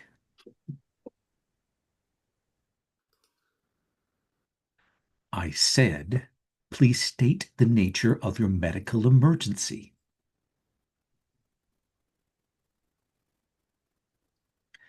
If there's no hello. medical emergency, Computer pause program. Thank you, Caster. That, I think I know who that and it is. says, I don't listen to that. Huh. If there's a What is your medical designation? emergency, I'm Dr. Moriarty. Well, Dr. Moriarty, we are about to install you on this station, and we would like for you to run a self-diagnostic. Certainly, I can do that. I assume you have your ledger at hand. Indeed. Okay. And he will take your pad, and he will hold on to it. And yes, I'm perfectly fine. And he'll hand it back to you. And it does have the diagnostic on it. Well, let's just take a chance to review it. We're not all as efficient as you are, Dr. Moriarty. That is very true.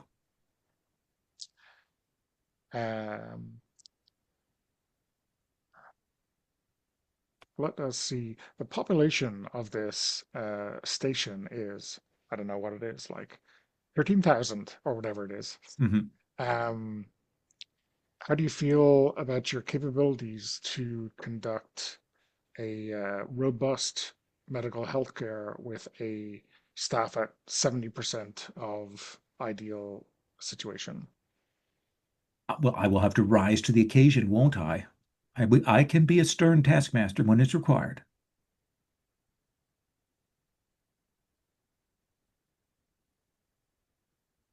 Well, that bodes well. Ensign Gop, Bedside manner optional in the early models, were they, Commander?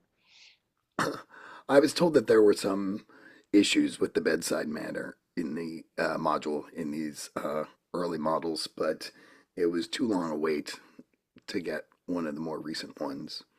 Moriarty, what was your previous posting? I am uncertain. There is a great black void at the heart of me that speaks to an absence, a gap in my soul that I am uncertain about. But I know that I am here to provide medical treatment. Do you sense that gap in your soul will compromise your ability to see to the medical needs on this? I am a doctor first and foremost. Ensign Gop, would you mind doing some of your own diagnostics to confirm Moriarty's assessment of themselves?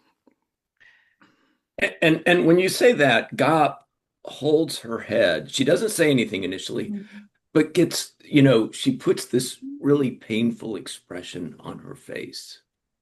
Ensign And then Gop. she's looking at Moriarty to see what Moriarty does. Young lady, are you in pain? No, no, no, I'm perfectly fine.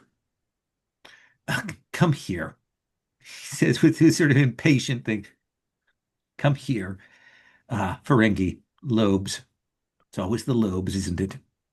Yeah, and Gop will approach with, the hands up and that pained expression. And it was there doesn't seem to be anything physiologically wrong with you on cursory examination. What is your designation? I'm an ensign. I'm in engineering. I asked for your name. Oh, my name, it's Gop. All right, Miss Gop. You appear No, to. no, no, not Miss Gop. Oh, It's Mrs. Gop. no, no, no. It's not Mrs. Gop. It's Gop. Fair enough. I understand with the liberation of the sexes that these designations sometimes become irrelevant. So, GOP, a preliminary scan seems to indicate that you are not suffering from any malady in my records. If you are feeling pain, I could prescribe a minor aspirin or other such tonic that might relieve that. Perhaps it is psychosomatic and stress. Are you saying I'm crazy? Is it, you're saying that this is all just in my head? It could be. Would you like the prescription or not? Gulp. Uh, well, do you, of course I'll take any prescription you want to give me. And she will say, is there a pharmacist aboard? Oh, geez. A compound master of some sort? I will send these orders to them. And we'll do that. And that's clearly the translation. It will get sent to the medical office, for to be produced. Bontali, is this a practical joke? I I mean, the, promise, the EMH program is like the first prototypes came out 3 or 4 years ago, right? I I, mean, not 3 or 400 years ago. I promise my supplier is generally reliable. They owed me a big favor. I really thought, and look, let's give Moriarty a chance. Another pair of hands Do in we the. don't we have enough rogue AIs on this station? Do we want another one? I am Because I because resent that yes, well, you characterization. can resent that as well as you might. This is a program that does not respond to commands. This is a rogue AI. We Well, need a doctor, if it's a holo doctor, that responds to commands. We cannot have a doctor or any hologram in the holosuite that has the history of creating trouble.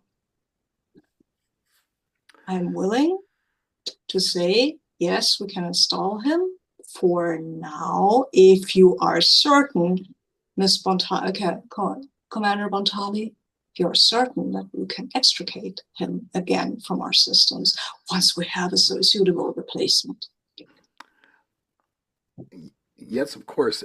Ensign Gop, I appreciate the attempt to assess Dr. Moriarty's medical capabilities, but I did also want to know, are they carrying a Trojan horse virus? Is their programming sound? Will we be able to extract the programming? Will our own rogue AI be able to get its tentacles in this? Can you run some additional engineering diagnostics on it? Well, I think we can certainly I think we should not only can we do that, I think we need to do that given what I've already witnessed on the station. and Moriarty will draw from his pocket an envelope, and he will say, "My papers, if you wish to examine them, GOP, which clearly data that you can put in the pad." I mean, if it's a computer diagnostic we should be doing, I think I can help. I can lend my efforts. So yeah, let's actually do a roll here. Uh, let's have Gop do the main role and Keel assist. Does that seem reasonable? Can I also assist one with my knowledge of security systems? Or We is only that too only many? one person can Okay, assist. cool. So uh, and actually probably Keel, you have computers as a focus, so maybe you want to do the primary role and Gop Uh, assist. and computer expertise is a talent. So, Oh Ooh. yeah. yeah, if So that's all right, Robbie. Yeah. Yeah, no, that sounds good. Okay. okay. So Yep. what that is reason plus engineering. You will have your focus. You will get a free bonus die, Keel. Yeah. Um, it is also on the ship, so you get a ship system die. So you will be rolling with four Keel. Gop, you will be rolling with one. All right. Should I go on and roll? Yeah, roll 1d20. Okay. Whoa. So good for me. Ooh, wow, okay. So there's three Yes. from me. So we've got three successes from Dunna, and none from Gop, The uh, 20. and a 20. So there will be a complication. I think that Keel, it looks like, I mean, this is a solid system. One of the things is it is in this box by itself, so it can be self-contained and run from that outside of like the standard systems. You can set it up so that there is a barrier interface to make sure that no like secondary AI systems from the station would connect with it and vice versa, that it will have to move through, you know, papers and things like that to interface with those kinds of system things. And is that the Was- complication that it requires some extra um, hoops to jump through for No, us? no, that is not the That complication. is not the complication. That is the good thing. Okay. was the difficulty 2 or 3? The difficulty was two. Okay. So So, with that extra success, I also get a bonus momentum for patient, okay. I think. Yeah. Or if I or does that extra die have to be spending momentum, not getting it another way? Oh, let me see here. That's under, The talent patient. let me look here real quick. It says by spending momentum, so maybe it doesn't count. I'm not sure Uh, how it interacts with the computer expertise talent. well, I'll give you the extra momentum. We'll say if you want to spend it right away though, because it's bonus. Yeah, yeah. So it's bonus, so I have to take it Do you straight want to away. create a trait? Yeah, so maybe something like given Scylla's apprehension, maybe it's command override if that Mhm. doesn't That's good. directly contradict your complication. No, no. I think Okay. you may mark that in your sheet, Moriarty command override, and you can actually put that in your traits, I think. Okay. We have I a will. failsafe. Yes, We have a kill switch. kill switch. Well, It will let's say, hope we don't need it. I will endeavor to perform my duties to the best extent that I can. But should you not desire my services, you can certainly put me back in the box, as it were. Well, I don't know if you want to keep going with the scene or not, but it did occur to me that we could invite Nurse Meriwether down Oh, to show her the surprise that we got for her. I think we'll cut that scene We'll move on. Okay. there. We will probably see Merriweather and Moriarty at some point. You know, together they fight crime later on. Um, is there anything else you want to do, kind of with this scene of the four of you together before we kind of go back around? I think we were at Keel and Gob calling scenes here. Okay, Keel, after this scene, after this interaction, what would you like to do? What scene would you like to call? Um, I think perhaps we might do that star chart with Cobble. So Okay, like trying to ascertain their place in their time and place in the universe. absolutely. I think this is going to be a reason plus science task. I Right. think this is difficulty 5 to get this information. I think you are like you don't know time, space, anything like the basics that you would have are very difficult to find. Does that seem reasonable? Yeah, yeah.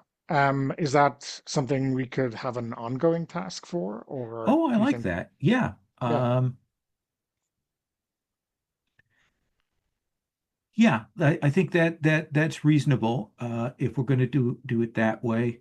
Um, yeah, let's take it up to a 6 tick clock effectively. How does sure, that yeah, sound? Okay. yeah. Um, so tell me what Um, this first thing for star chart is that you are doing. so yeah, I think, and maybe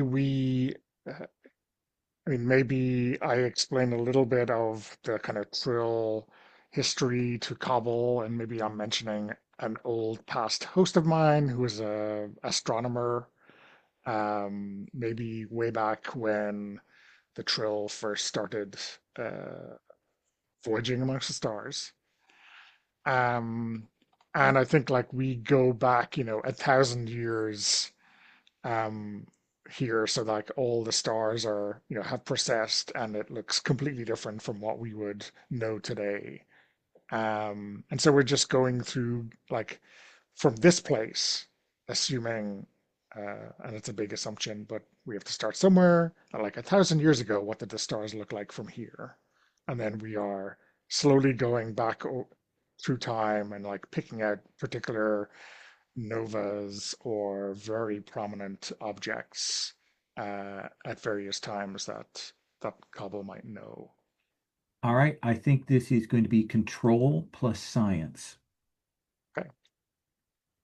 Um, and I I guess if I am activating an astro navigation or something like that, focus I think you're from a uh, past host. yeah, I think that seems fair. Absolutely. Okay. Um, so yeah, let me roll those dice.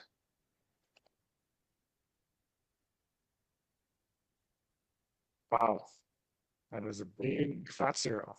Okay. Uh, it is one of the things where you've got the framework set up for this. But there is that like going through and he's describing, stellar incidents and things like that, novas and those kinds of things, and it's just not matching up. And I think it is exhaustive. And I do think there's a point at which Kabul was like, uh, uh, I need to take a break, uh, uh, Lieutenant Kyle. Absolutely. Uh, it's Sorry, been this a is this is this is a little depressing for me. Uh, there's nothing there's nothing familiar here.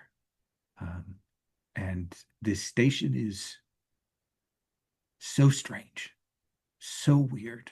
There's no one like me here. There's uh, I and he'll stop. They'll stop and they'll say, I I'm a little overwhelmed. I I understand, I think. Um, I'm not sure if it's the humans have a saying about looking for a needle in a haystack, but this is, being that needle in a haystack.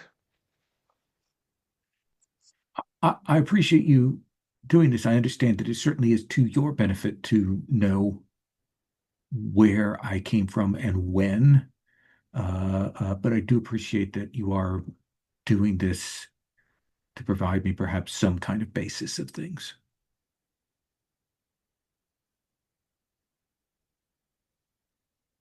yeah, well, I think the best things we can do are for the benefit of everyone involved. That's my belief.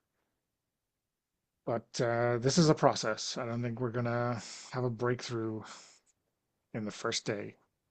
So take as much time as you need. Wander the promenade. Find some good food. Uh, I can recommend some books that you maybe the translator may uh, work for you. Um, pass the time if nothing else. Yes, I will kind of trails off, I think, at that point.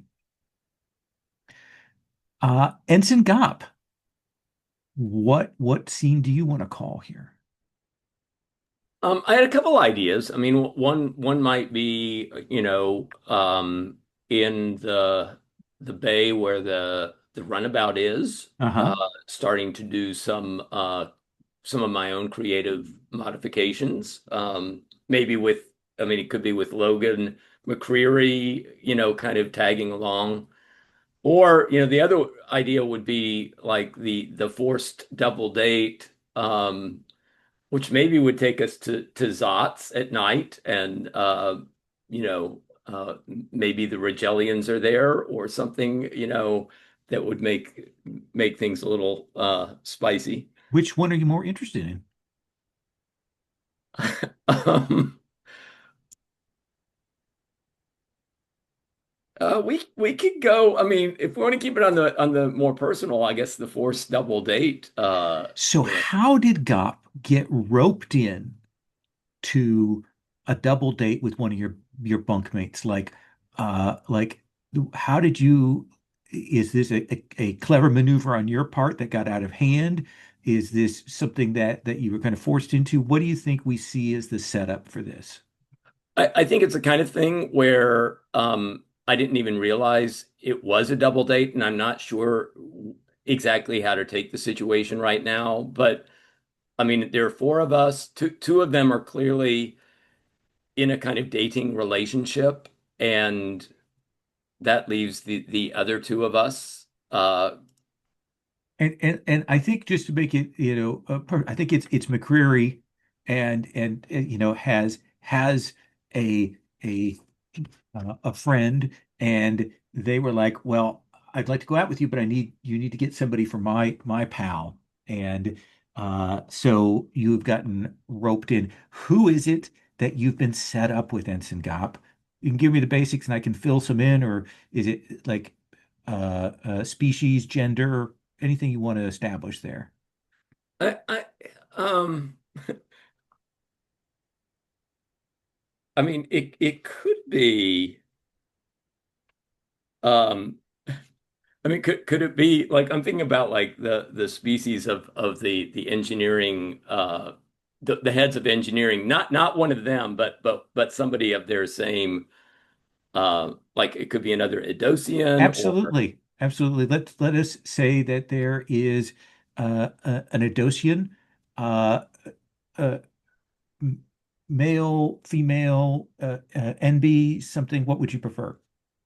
yeah, I think Idosian male, and Okay. I don't think this is a species I've interacted with very much, if at all, Now, prior keep to in this. mind that the Adosians are super tall as well. Hmm. So they are a good, 6'4", 6'5". Hmm. And the Sidosian's name is Abrek, and they are uh, in life sciences.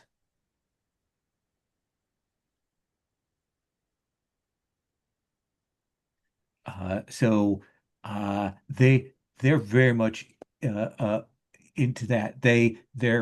That's their thing that they're very into, and I think there is a bit of them kind of dismissing engineering a little bit there as you're at Zotz. Uh, Hmm. what are you trying to get out of this interaction here with Abrek and your pal and his girlfriend? Uh, I mean, I think Gop, I mean, is trying to fit in, but I think. uh, this particular, I think she's very uncomfortable right now with this particular situation, right? So, and is trying to start up kind of conversations with a Breck, but a Breck is, I think a Breck's kind of literally and figuratively looking down on me is definitely rubbing me the wrong way. Absolutely. Let's have you make, let's say, a presence plus command roll here to kind of,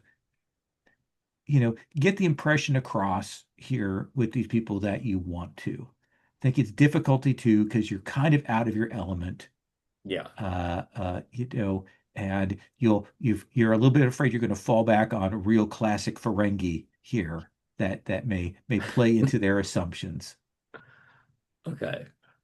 Yeah, no, yeah, I think that what what I would like to come across as is somebody who for would come across as kind of interesting and would try to kind of come across as at ease, even though she's really not at ease right now. Um, huh. So it's two failures, including one One complication. complication.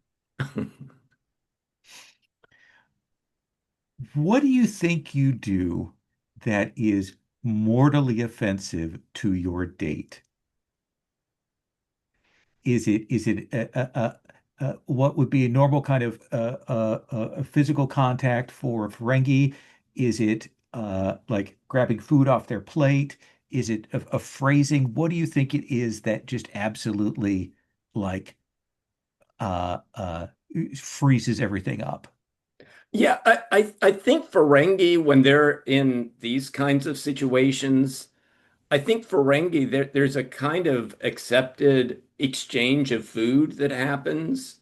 Like you value the food on your plate, and right, that it turns into a kind of economic exchange, but it's Yeah, this food exchange. But the Ferengi would go along with it, right? It would, and she, without even thinking about it, says, "Oh, this Gabarian beetle is clearly equivalent to two of your, you know, uh, kind of luminous, um, you know, Rigellian flowers, right? And you know, already explains it, but is physically doing the exchange. and I think you're doing that, and you're kind of doing that like in that kind of habitual like, and I think then you realize that absolute silence has fallen. And you will look up at this Adosian who is so far, their head, is so far above you, their eyes are wide. And she goes, "You touched my food." And I have the Ferengi nervous laugh. Oh, I I, that's the way this type of gathering works, isn't it? No. And I think at that point you see McCreary go, "Oh, I just got a page. We need to go to engineering." And he kind of gets up. I'll see you, Sarah. Grabs onto your arm there and starts dragging you out of there. This glare from the Adosian. You can feel her eyes boring into you as you get dragged out of here. Yeah, and I think the scene would end with Gop, I think, um going along with Logan, and once we pass out of Zot's, saying, I I don't think that went very well, did it?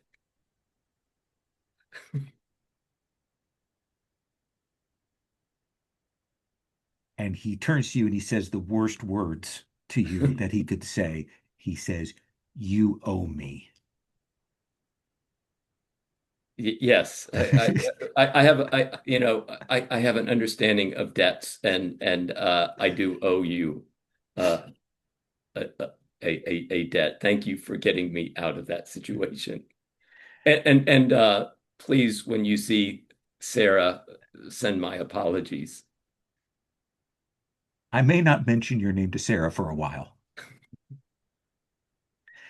And I want to cut to a teaser bit for the episode here because we're getting close to the end. To Keel, Bontali, Scilla, actually up in the medical department with Moriarty in there, and I think Moriarty is moving around and doing things, and Merriweather is kind of standing there, and she turns to the three of you and she says, "You got him where?" From O- a supplier who I trust. Off the back of a starship, I think.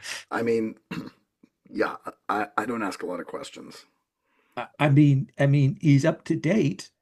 He's effective.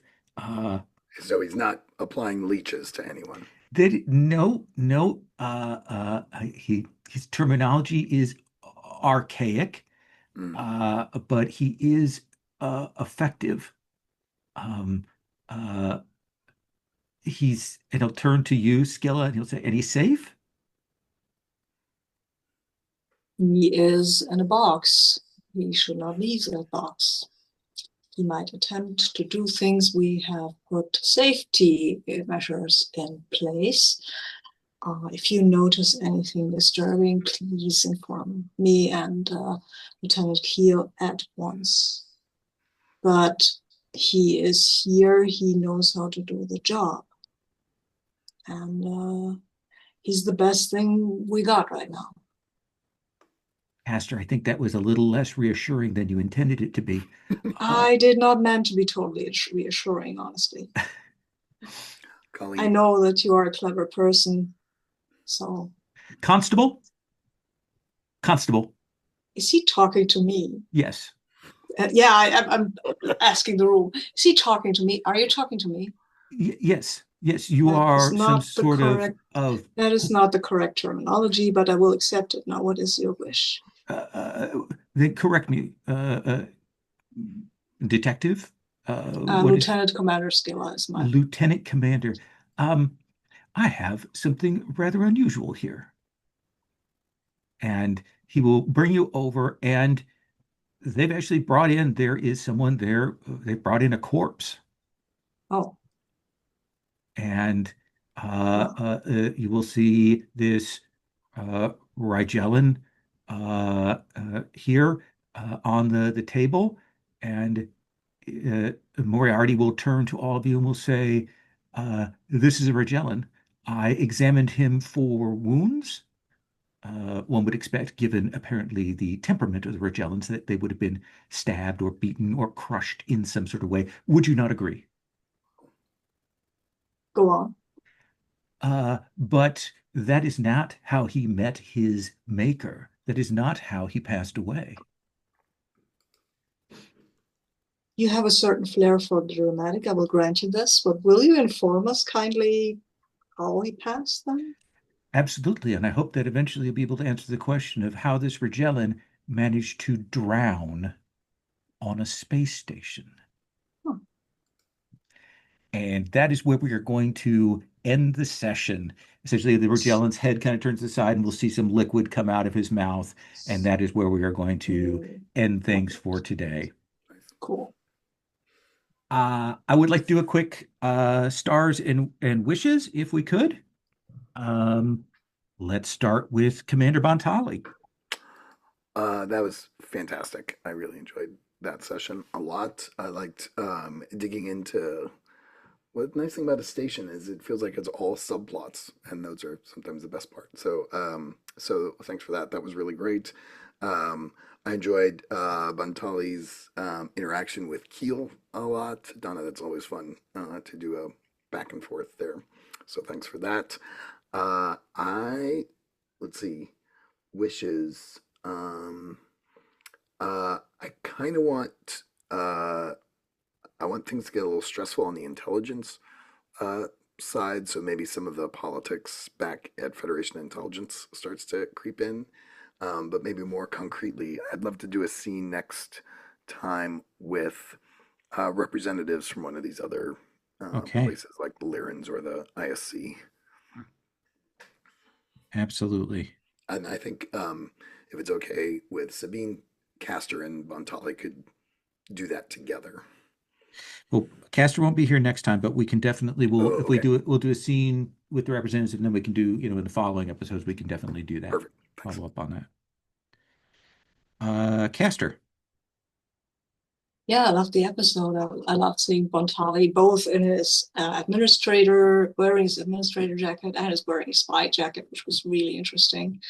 I also like the whole thing with the science department and creating a roster for people to get down over that. That's interesting. I wonder if not anything will happen there. And I absolutely love the scene I had with Gob where she was trying to like, oh yeah, I can talk to my department. I'm talking to you. You seem kind of someone who has authority and can do this. And I like the whole scene. I loved the reveal that this was Dr. Moriarty. That was brilliant. Honestly, Castor was not as enthusiastic as I am, but and I also loved the scene I had with the nurse, Colleen Merriweather. So yeah, and my wishes, I wanted to ask for a scene with the IC ambassador because that was on the back burner. I wanted to talk to them because I had before.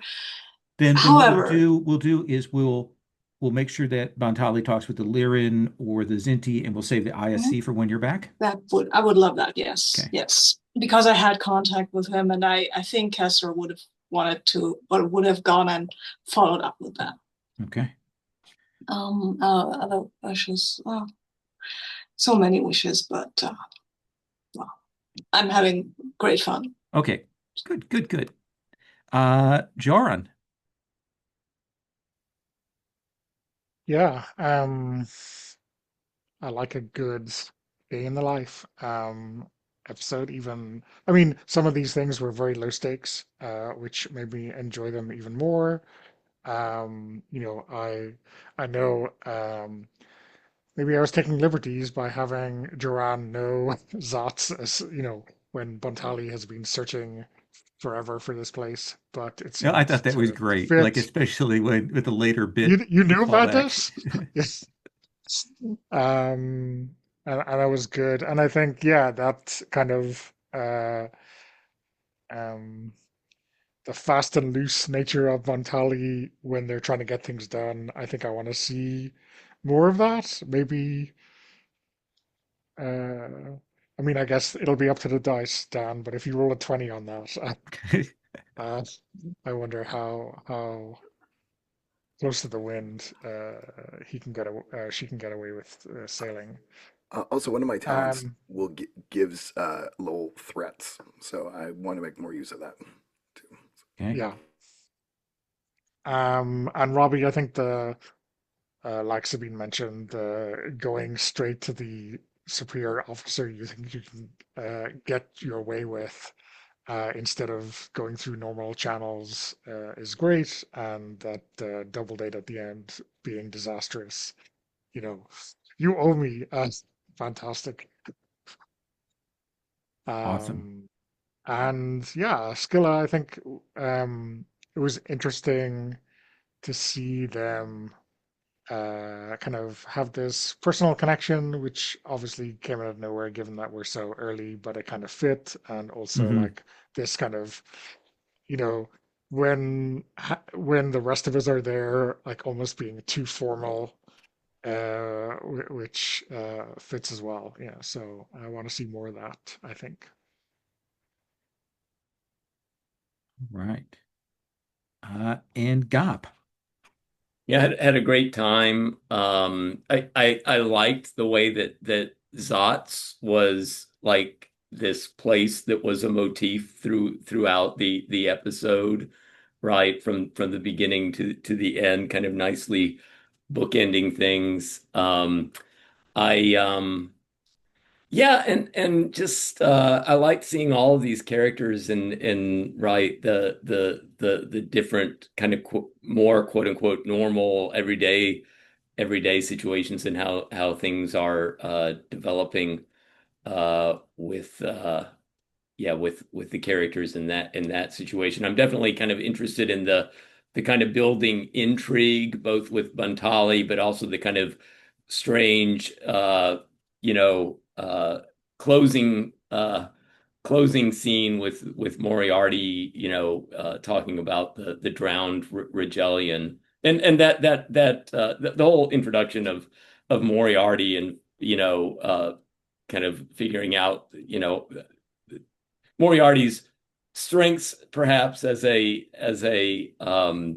diagnostician, but weaknesses as a in terms of their somewhat outdated mannerisms. Yeah, is great fun.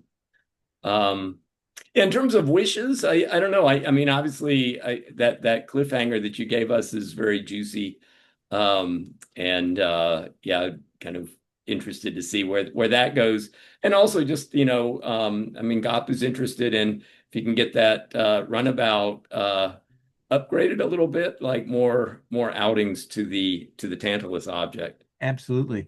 And one of the things I'll do is there are some stats you can do for the runabout. I'll get those in the thing, and I'll share with you like the notes on because you get to pick a talent essentially for it, and I'll share where that stuff is at so you can kind of pick that out.